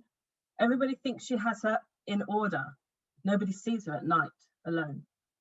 Provider and protector to those who depend on her. Yet do you see her silent tears, her sadness or her deepest fears? Do you see beyond her head held high, her broken heart or teary eyes? Do you know the pain within? See the world or where she's been? See her world or where she's been? Eloquent at offering advice to others, yet struggles to take her own. Excellent friends, sisters and mothers, but misses a man in her home. Never take this woman's kindness for weakness. She is made of serious stuff. Her kindness is a reflection of her spirit. She'll share and give even when she's not enough. This isn't because she's weak, it's because inside her she only has love. Don't take this woman at face value. Sorry, I was letting someone in. Don't take this woman at face value. See beyond the smile. Spend time to find out her story and listen to her for a while. Even when times were tough, he struggled on for she had not a choice. She learned to depend on herself and listen to her inner voice. Even in her darkest hour, when things got bad and things got sour, she pulled herself up and said, never again. In saying this, she branded all men. They take, they use, they drain, they leave. She learned it's not just in death you grieve. Never again, she cried inside. As she spoke these words, part of her died. And she built a wall surrounding her heart, the barriers of self-protection. An undeniable vow, till death do we part. Her armor replaced her perfection. The independent woman is a beauty to behold, envied by many from the outside looking in. But scratch beyond the surface, you'll simply find a woman who yearns to be loved from outside and within. To be treated kindly and with respect, to be acknowledged and appreciated, to have someone who understands, to comfort her both in the day and the night, to have a companion to hold her hand and tell her everything will be all right. Independent women keep strong. It's how we've been raised and been grown. But don't be afraid to drop those bags. We don't need to suffer alone. So I wrote that, so that was 6 years ago. Thank you. That was 6 years ago, and it actually kind of runs into the theme of Joanna and Janessa and I have done quite a lot of events around mental health and definitely love and relationships as well. And it's this sense that I think a lot of the time women are expected to, play so many different roles to everyone and anyone, and we forget who we are. We lose our essence because we give it away, and we put others' needs before our own. And it's just coming back to that. How many people have we met who brand all men are this or all men are that because of what's happened to them? And it's about actually scratching beneath that surface and looking beyond that mask. You're looking at a woman who just wants to be loved and appreciated. And it's something that I am starting to really look at deeply, definitely this year, this idea of being a strong woman and being independent, and we endure all things, especially in the Black community, this thing of strong Black women. Sometimes it's all right not to be strong, and sometimes it's okay to ask for help, and sometimes it's okay to be vulnerable. And that's really what that story is about. The last one is called Speak Up. And so this is about, blue is all about communication, hence wearing blue today, and expression.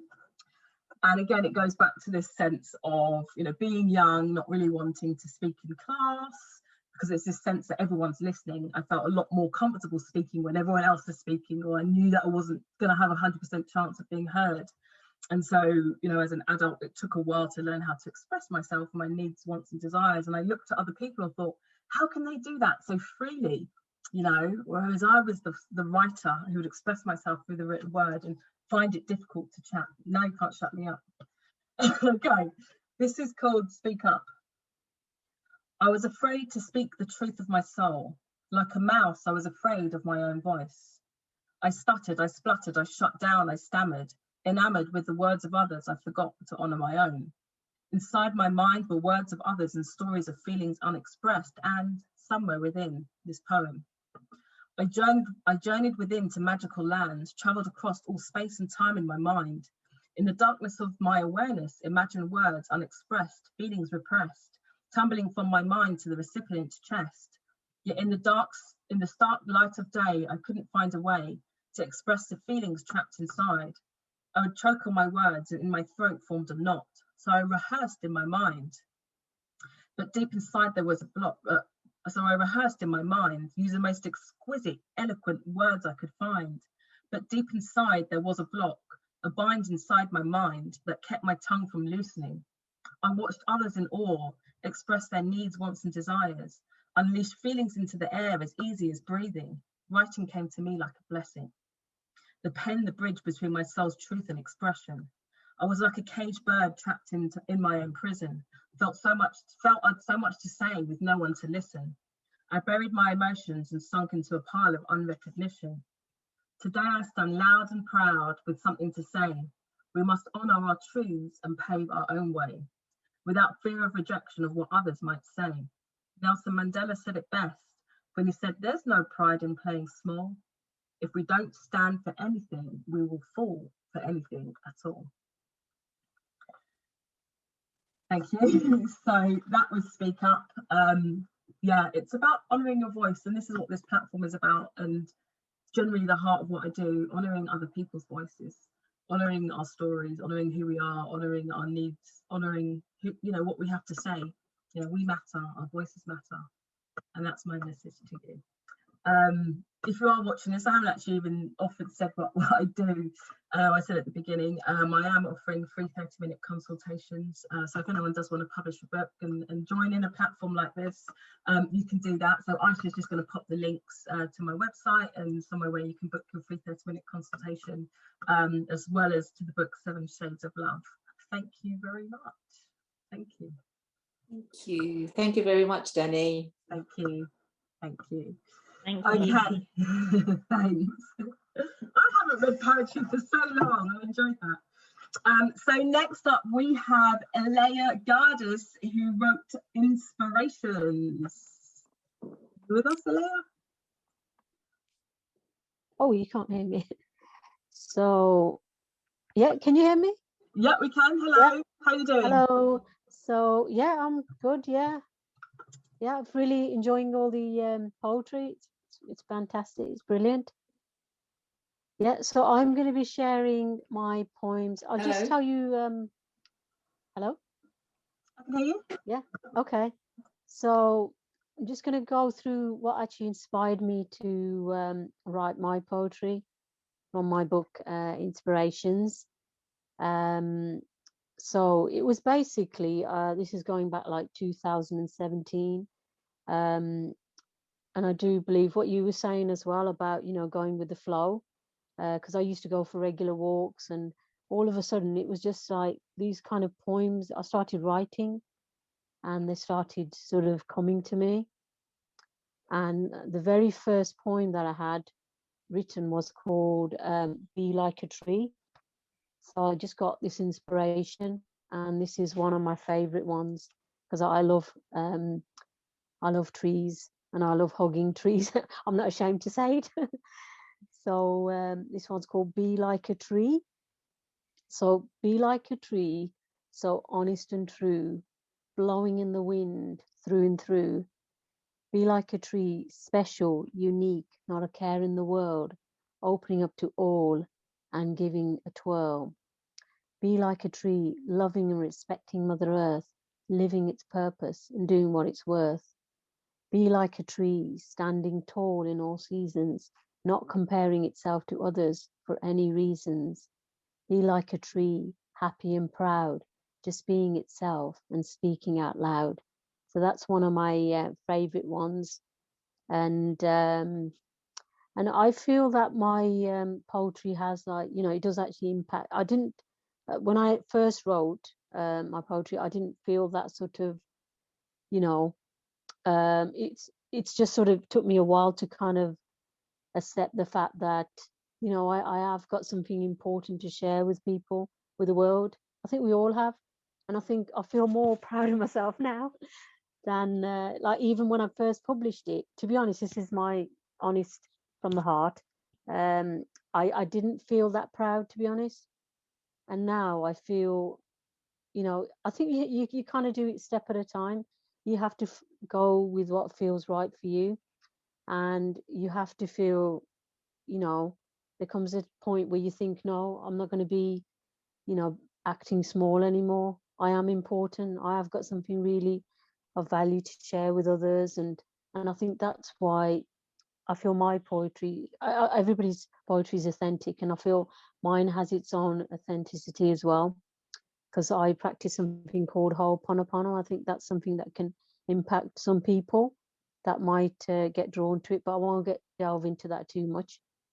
But I feel, yeah, I think poetry is a way, like, you know, the way you can express yourself, your feelings with others, and you can actually share your own gifts and talents, because it's all coming from the heart. You know, I feel everybody who's writing here and who's written their poems, they're just expressing themselves as an individual with their unique talents and abilities. So I feel I'm just going to share one more, if that's all right. Oh, can you hear me? Yeah, of course, go ahead. Sorry, you can't hear me. I can hear you. I can hear you. Okay, so this one is I Am Light. So I could do another two, but depending on the time as well. So so I am light, shining so bright. I am light, soaring into great heights. I am light, giving hope to all in sight. I am light, loving, kind, and full of delight. I am light, giving a sign is right. I am light, so powerful, strong, and heading out right. I am light, lighting up the night. I am light, truly magical, mystical twilight. I am light, the wonder of calling God tonight. I am light, full of love and holding on so tight. So that's a couple of them. I don't know whether I can read one more. Have we got time? Go on, Yeah, I'm reading them quite fast, actually. Shall I just go on? That's gonna, yeah. Are you going to let me off? Okay, thank you. Yeah, so this one is called Just Be Yourself. I'm just going to get to that page. Oh, I had it there. It seems to have, yeah. Live in the moment. It's called Be Yourself. Live in the moment and cherish your heart. Smell the flowers and experience a bright spark. Love yourself like no other and be your own best friend. This journey of self-love never ends. Trust yourself and change your fate. Just being in the now is never late. Do more things that make you happy. Stop the excuses and feeling crappy. Joy is felt doing what you love. Joy is felt doing what you love. Experience peace as a white dove. In sickness and health, for rich or for poor, you have the key to open the door. Today's a new day to start afresh. Get out of bed and just get dressed. Show your true colors to the world. Just be yourself and break the mold. Just be yourself so true. No one is better than being you. You are incredible, unique, one of a kind. No one can take your place, as you are a rare gem to find. Thank you for that. Amazing. Thank you very much. That was awesome. Powerful, powerful poetry. Thank you. Amazing comments here. Well done, Alea. Just be in the now. It's never too late. Exactly. Thank you. Gorgeous. Thank you so much. You know, my favorite poem is Be Like a Tree. I love my trees. Thank you so much. Okay, so next up we have our very special guest, Red Medusa, to be written in capital letters, by the way, very important. So I've been watching Red Medusa for a while. She's been featured in Forbes and in Vogue as well. Her poetry is just amazing. She has a YouTube channel. We're going to put in the link to her website and YouTube channel as well in a bit. Spoken word poetry is Brilliant. She's not one of our Country Streams publishing authors yet. It might be in the pipeline, but please do go ahead and share your poetry. How are you doing, sis? I'm really good, you know, and as you've introduced me, my laptop's gone, you need to put the charger in. Do you know what I mean? Technology, crying out loud. So what I'm going to do is I'm going to read this poem and I'm going to summon one of my minion children to get me the charger from the front room at some point, all right? But bear with me. Okay. I've got a beautiful set for all of you this evening. I have tailored it for the women here. Basically, I feel like over the lockdown, women took the brunt of the difficulties felt over lockdown. And can you hear me, Danni? 100%, yeah.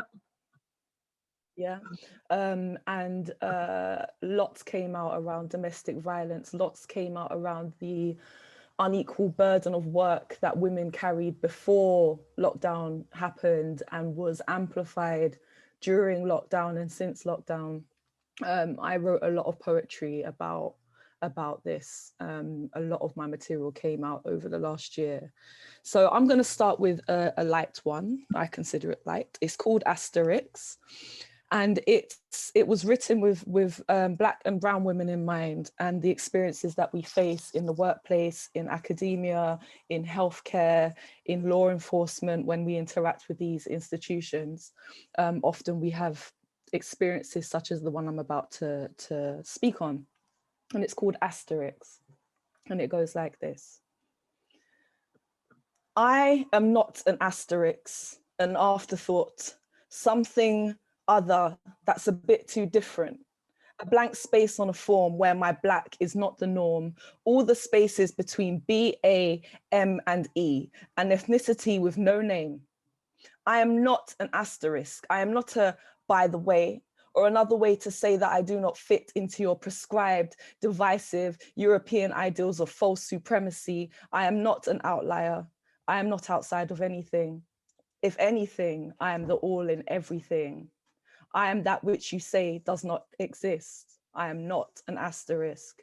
Your acceptably light Black face that proves you are not racist. A get out clause to meet the quota. I am not your equal opportunities promoter. I am not your poster girl for how much you say you help the poor or the Blacks or the Browns. I am not your one Black friend. I am not your office clown. I am not your foot in the door to Black culture. My presence does not give you permission to speak to me in patois. I cannot be summed up in biro, a boring white box ticked. I am not Black other.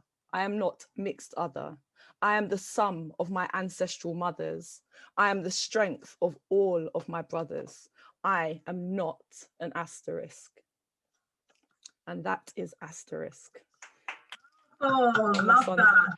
Absolutely love that. And thank you. Amazing. This is Jemmy. My son's in the background. I love the little thumbs up. Is it your mum awesome? Oh, he can't hear you because I've got the earphones on. My God. So I'm sorry. Is your mum awesome? Yes. Yes. Good answer. Okay. Would you please get me the laptop charger, please, first from the front room? Thank you. Okay. Thank you for listening to that. I am going to move on to my second poem. I've organized the whole set for you all, and I hope you enjoy it. This one is called Roman numerals.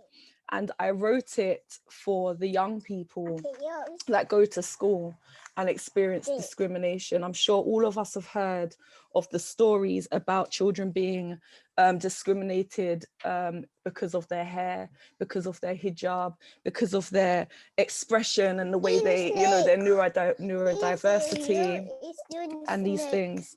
So this poem is called Roman numerals. And it's a poem that explores the nuanced and often overlooked experiences of Black and brown and neurodiverse and disabled and LGBTQI+ children in the UK and young adults. Why did you teach me Roman numerals? And why is my son still learning them today? What use are they in addressing institutional and structural racism? These are the questions that came to mind when he came home from school. You also teach respectability. You enforce it. Before long, you will demand that he cuts his locks, citing tidiness and policy, and you'll tell my daughter that she wears too many colors in her hair, ignoring her culture and spirituality. And that uniform they all must wear suggests the children are seen and treated equally. It's not the hair or the clothes that's problematic, though. You see my son's blackness as a threat, my daughter's authority as attitude and rudeness. They are not seen the same as their white contemporaries, but as adversaries, future criminals, gang members, baby mothers, drug dealers and bums. Never in your schools have I seen Black excellence celebrated, except maybe once a year in October, where discolored display boards show tired images of Dr. Martin Luther King and Nelson Rolihlahla Mandela, and present day stars are athletes, singers, and entertainers. But our history is bigger than the rights we've had to fight for, and bigger than the stadiums we sell out. Our history began before the transatlantic genocide and is greater than the history of those Roman numerals you teach our babies about decade after decade. You have assigned our young to a hellish purgatory where the power of your whiteness collides and merges with your fear of Blackness to birth victimized Black children. Babies who blame themselves in the skin for the hate you give, who experience a hopelessness your privilege protects you from. And rather than choosing to confront the consequences of this generational imbalance of power or examine the roots of your unconscious bias, you rid your vision of the sight of our children, excluding them at 3 times the rate of their white peers, returning them to a home that's 3 times more likely to be impoverished, relegating them to be uneducated adults, now 9 times more likely to be imprisoned. And you may say that you bear no responsibility for who they become, and you cannot help the way the system is run, but you would be lying, because it starts within these school walls where Black and white children are given or denied the education and the tools they will need to change the world that they see when they leave. The cycles of racist attitudes and behaviors are allowed to continue when white children see white teachers discipline Black children disproportionately. And though it's never said out loud, the children know why, all of them. I knew it.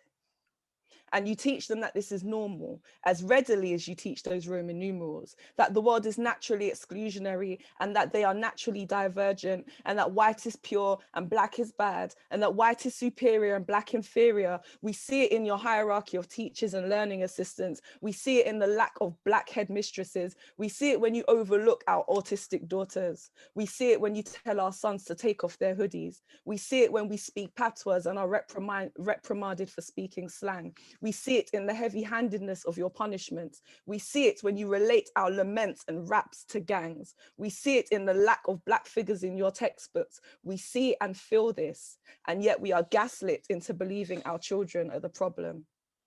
And knowing all of this, we are forced to give you charge over our most precious gifts, though you send them back broken and torn, so damaged that sometimes they don't come back at all. School isn't supposed to be dangerous or an extension of the colony or prison or mortuary. We don't send them to you for cultural lobotomies, for the erasure of their identities in favor of a whitewashed worldview.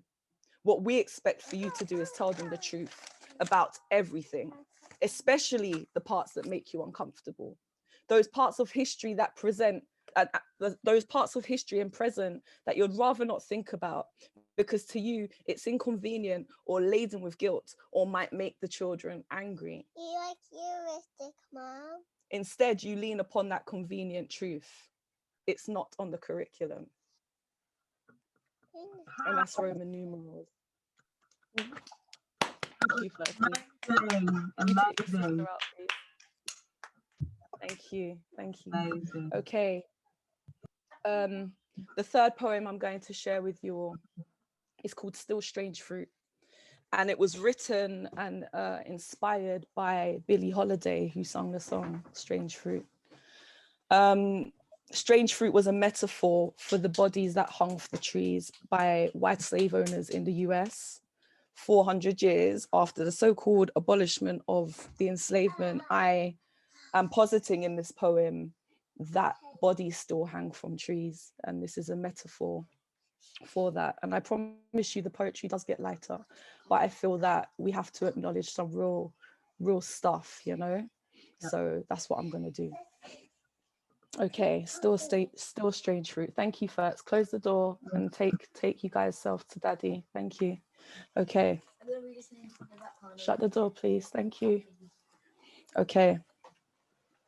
To you, I am of no worth. I am invisible.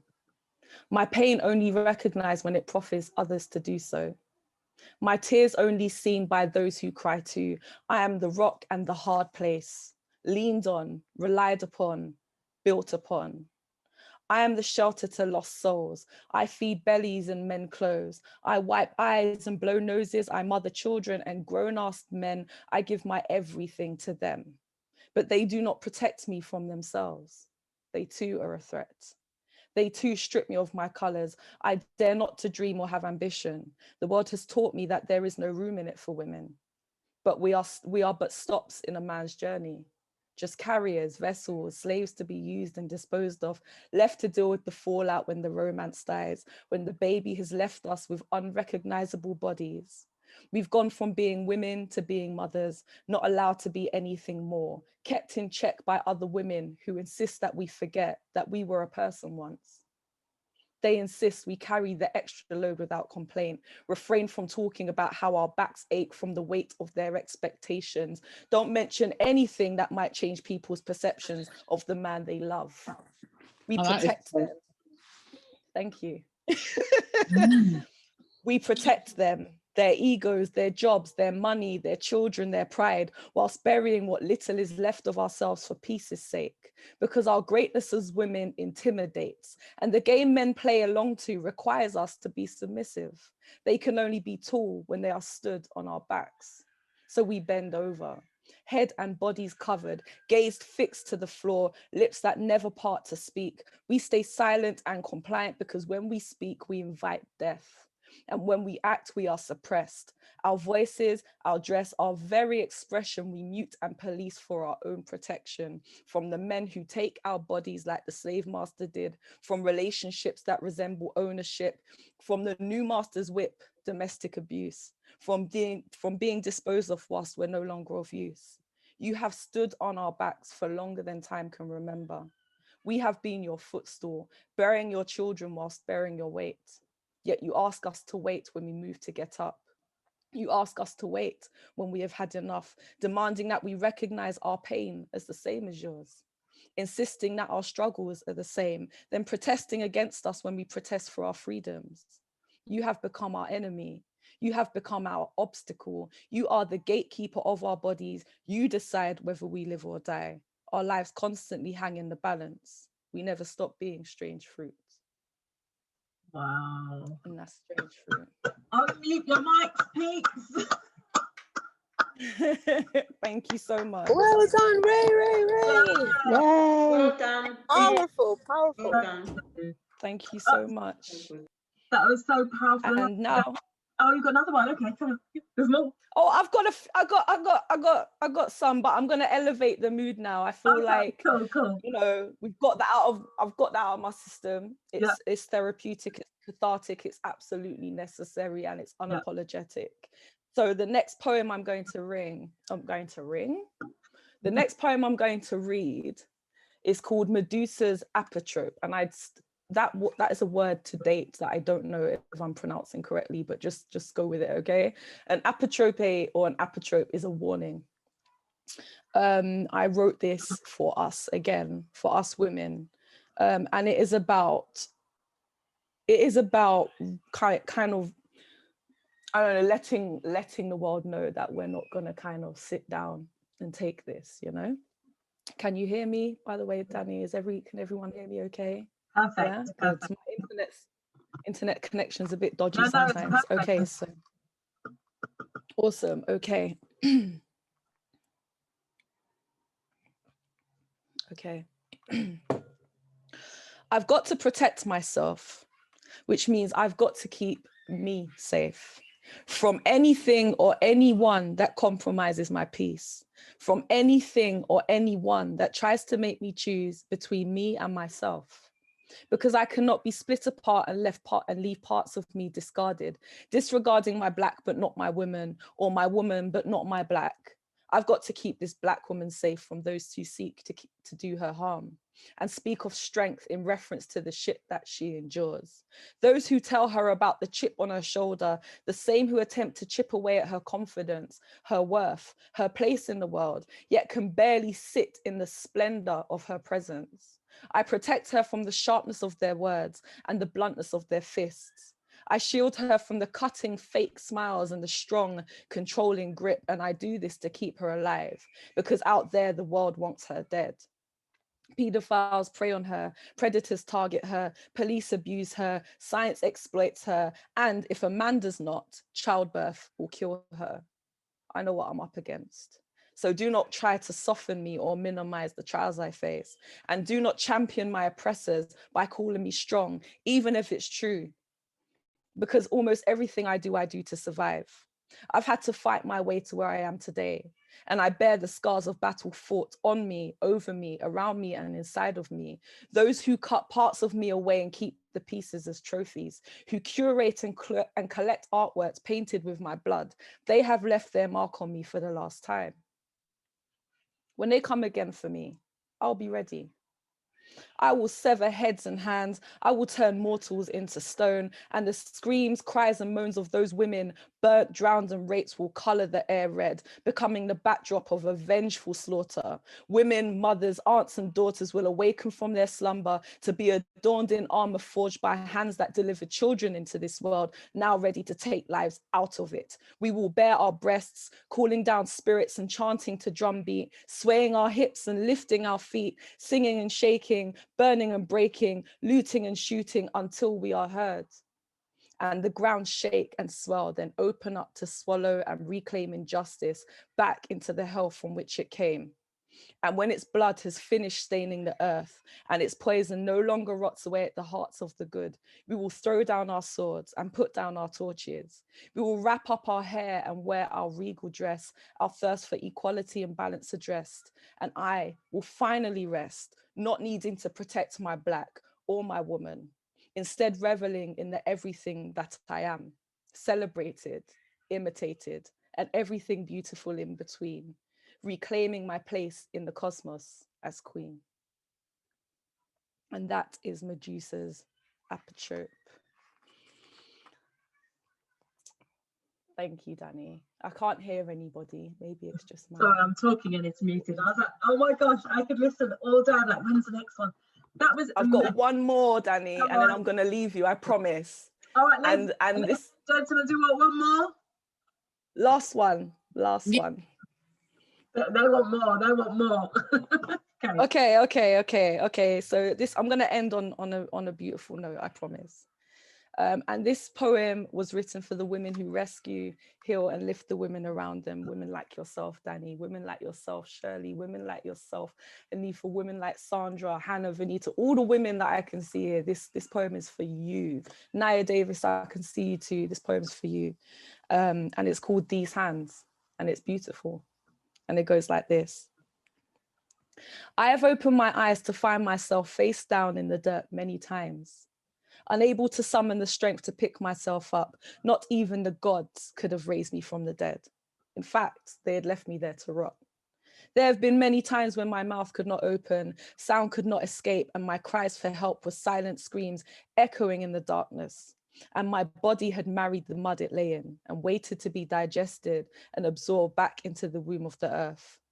But right before I had submitted to the calls of my angels and the joy of my demons, hands held my wrists, waist, neck, back, head, and feet, lifting me out of the grave I had dug for myself and propelling me into the warmth of a midday sun. And that warmth warmed those hands, which wiped my eyes, clearing my vision so I could see my path ahead. They placed me in healing waters, removing life's heavy debris with salt and flame, making my spirit balanced and whole again. They stood me in the four winds to remind me that to feel was to live.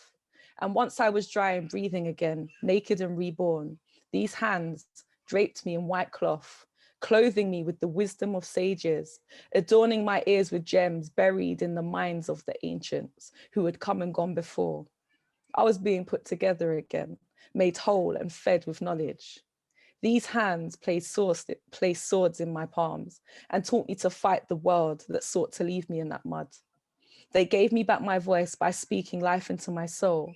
They fixed my crown, weaving gold thread into my locks, reminding me of my connection to the divine and to every hand who had reached out and placed their hands in mine. Those hands who had saved my life over and over and over again were the hands of sisters, daughters, aunts and cousins, maidens, mothers and crones. They were the hands of artists and warriors, survivors and diviners, magicians, musicians, healers and dealers. Jano. They were queens and witches, femmes and bitches, queers and whores, white and black, whole and cracked, strangers, neighbors and friends. They are the daughters of the earth. They were the hands of women. And thank you for listening, everybody. It's been an honor.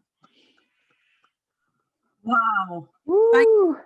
Amazing. Thanks, Amazing, right? Thank you so much. Thank you, everybody. I hope that that we all kind of leave this evening with a stronger sense of connection to each other, with a stronger and you know, a stronger understanding of the fact that we as women rely and lean in on each other, and we need each other, and it's important that, and I hope that we maintain these connections that we have built in this space today. Daniela, thank you for being part of something so special and so groundbreaking. And I look forward to joining you all again at some point,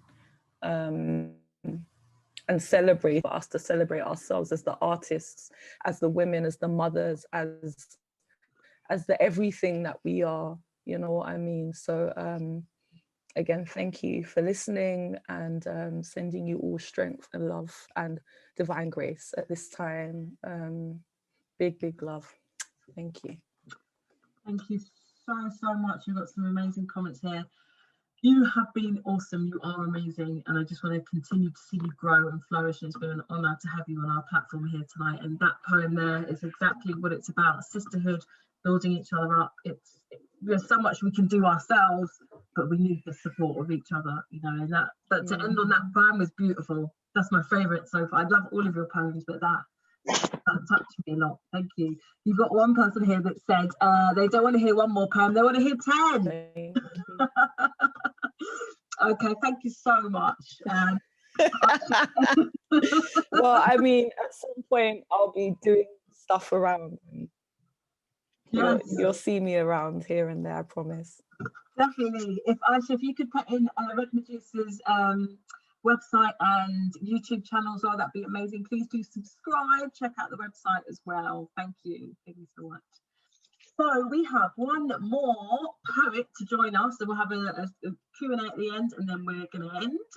So thank you everyone who stayed with us. I know it's a long evening, but I hope you're enjoying yourselves. Next up we have Janessa Kwa, but before we introduce Janessa Kwa, I'd like to show you her book launch. So we made another thing that we do at Conscious Juice Publishing is we do book launch trailers and book trailers, and bringing popcorn in for me for some reason. So I want to show you her book launch live.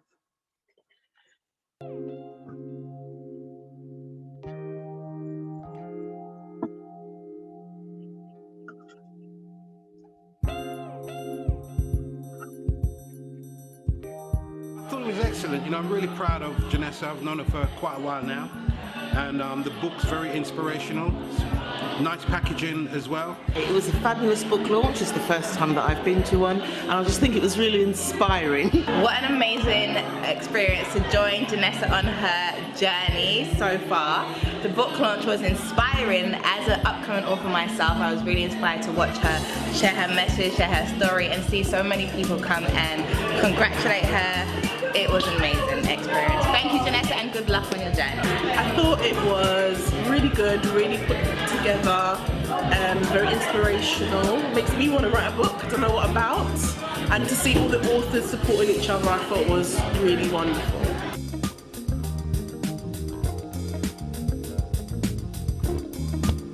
It was fantastic. I had an amazing time. We had a full house and everything ran smoothly. People were saying they were really touched, inspired, and they felt empowered and really, really glad they came.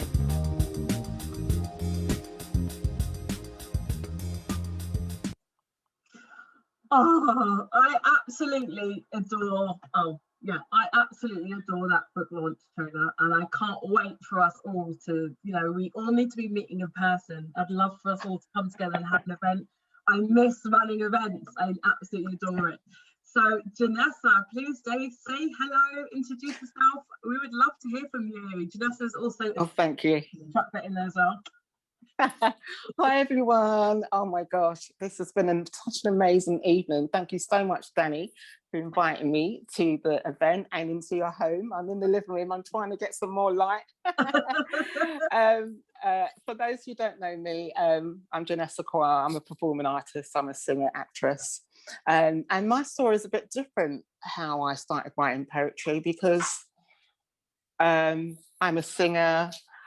That's my love, but my first love was really dance. When I was younger, I grew up in a large family, and there were some challenging times. It was quite toxic. I went through there was child abuse and domestic violence, and I really kind of went into my shell. The only time I felt alive was when I sang or when I danced. So I suffered bouts of depression growing up, but a strange thing happened to me in 2012, 9 years ago. I suddenly had this kind of download from source, all these words coming to me in my sleep. It's so strong that I had to run out of bed and just type these words that were being channeled to me. So that's how I began writing poetry, really. And as I said, that was in 2012. So I had so many words and poems and, really out of space, kind of like spiritual things just coming through me. And I just put them to paper, and I'd look up and think, wow, did I write that? And then that kind of inspired me to try and write for myself, to express myself. I was used to writing songs, but all these words will come with no melody. So I'm like, oh, it must be poetry. So having that experience kind of inspired me to write about my own feelings, things I think about,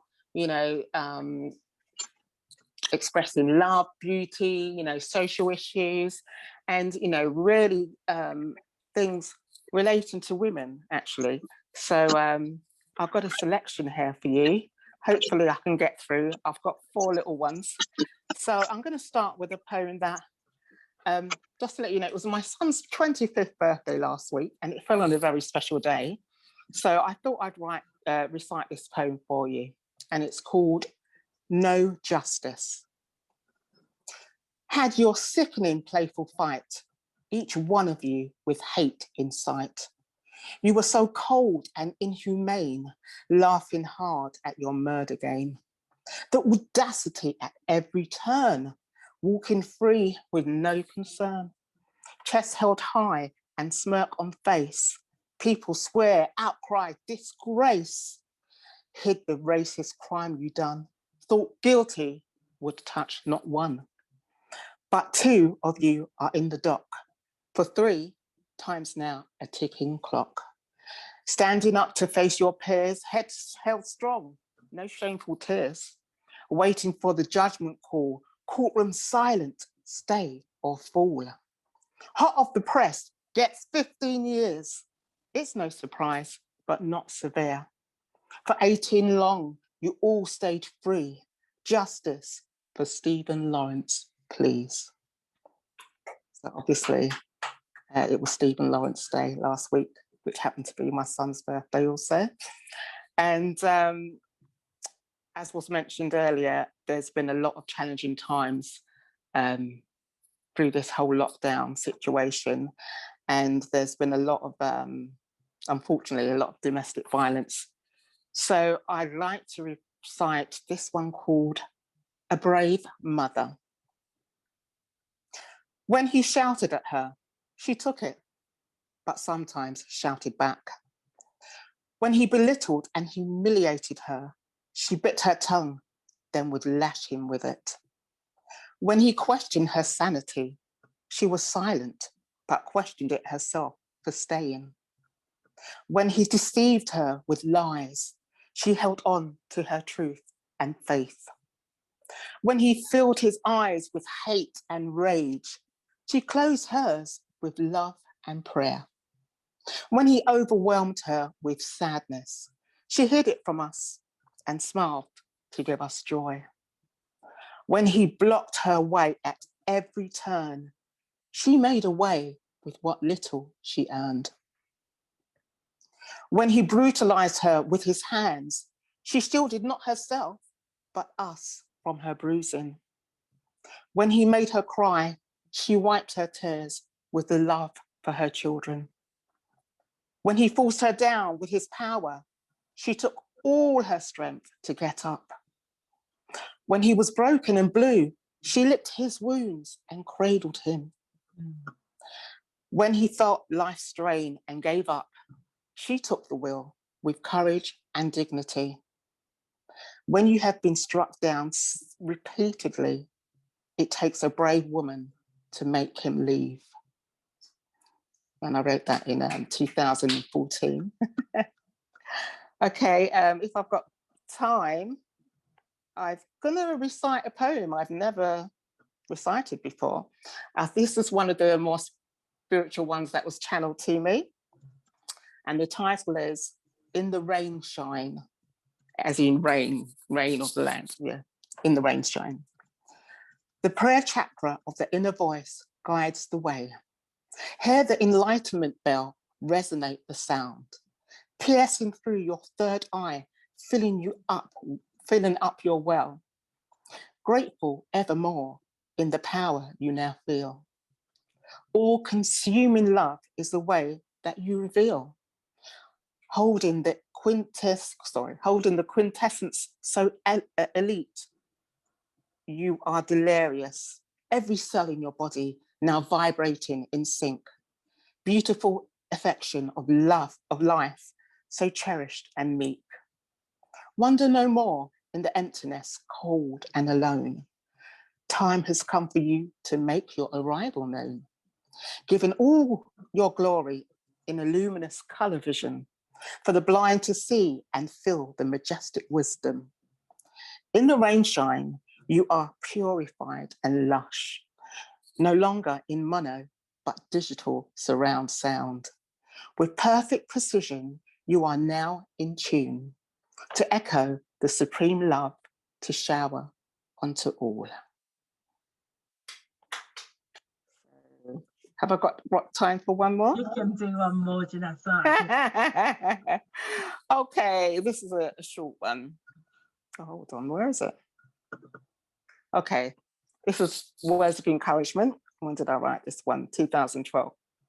Okay, and the title is Jump. Jump. Even when you think you have given your all, there is still more inside that you can give. For you have an insurmountable store within. What we are capable of is truly beyond our wildest dreams. Take courage to really pursue your goals to fruition. Only you can make the choice of fight or flight.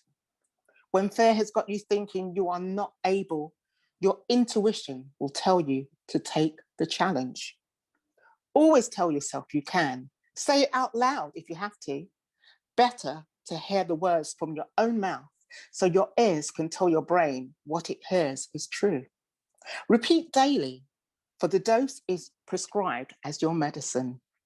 If you don't believe you can do it, others won't either. Convincing yourself is the first hurdle to jump. But once you do, you'll be surprised how high you can.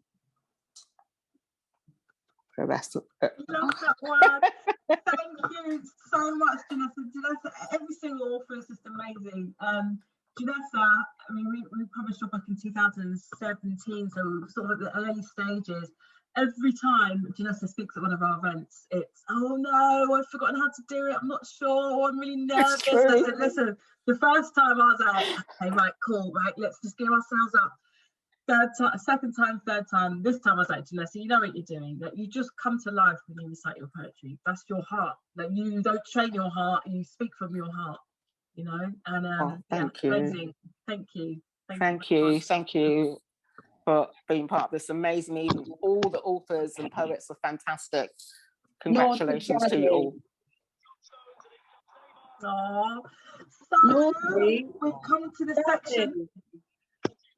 We've come to the section where if anyone has any questions, we'll really just do this for about 5 minutes. If anyone has any questions, please do shoot away to any of the poets and authors who've spoken today. Please do. I'm just gonna, there you go.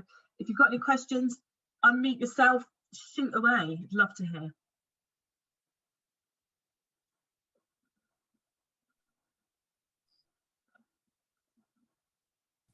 It's like in class when you ask that question and then there's like crickets across the entire. I know. And just as you're about to go, like 10 kids have this question at the same time. Like, Lord of mercy, it's my break now. It's too late. Any questions or further hold your peace? Yeah, I'd like to ask every single person who's given a poem, what's their most recent poem and what was the circumstance it was written in? Have we got another 2 hours? Just 2 authors have a go. Maybe 2 authors. Anyone want to answer? I will answer. I wrote a poem last year, the first time in years, because the 2 poems I shared with you, I wrote in the 90s, but I wrote a poem called I Am Like a Tree. And I went away for a weekend in a sort of, well, it was a convent, just to chill out for a weekend. And I saw this tree and there was a bird's nest in there. And it just reminded me of my situation. I wrote about nurturing 2 children. And yeah, it was looking at the tree and it just brought back these emotions. And I just felt like a poet. And I just wrote this poem and it amazed me that after so many years, I could put pen to paper and write a poem rather than a song. So that's what I did last year. Joanna, you are a poet, you just don't know it. Thank you, thank you. That's what they say, poet and you don't know it.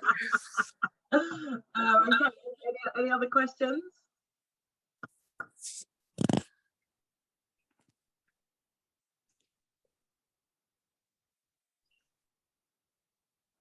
Any other poets want to share their most recent one? My most recent one was one that I opened with, just and it got me really thinking about, you know, the platform, why I've set up Conscious Dreams Publishing. And as I said in the beginning, it was organic. You know, I'd never planned to do that. It wasn't in my plan. I always wanted to be an author, and setting up Conscious Dreams Publishing just came about through publishing my own book. And you know, lots of people coming to me, especially women, saying, look, I've overcome such extraordinary things, you know, but I don't have an outlet. I can't get a literary agent. I can't get published. People don't want to hear me. Some were amazing writers, but some weren't writers, but they just had amazing stories and needed assistance in getting it written and published. And just organically, you know, they saw that I'd done it myself, you know, did quite well with my book.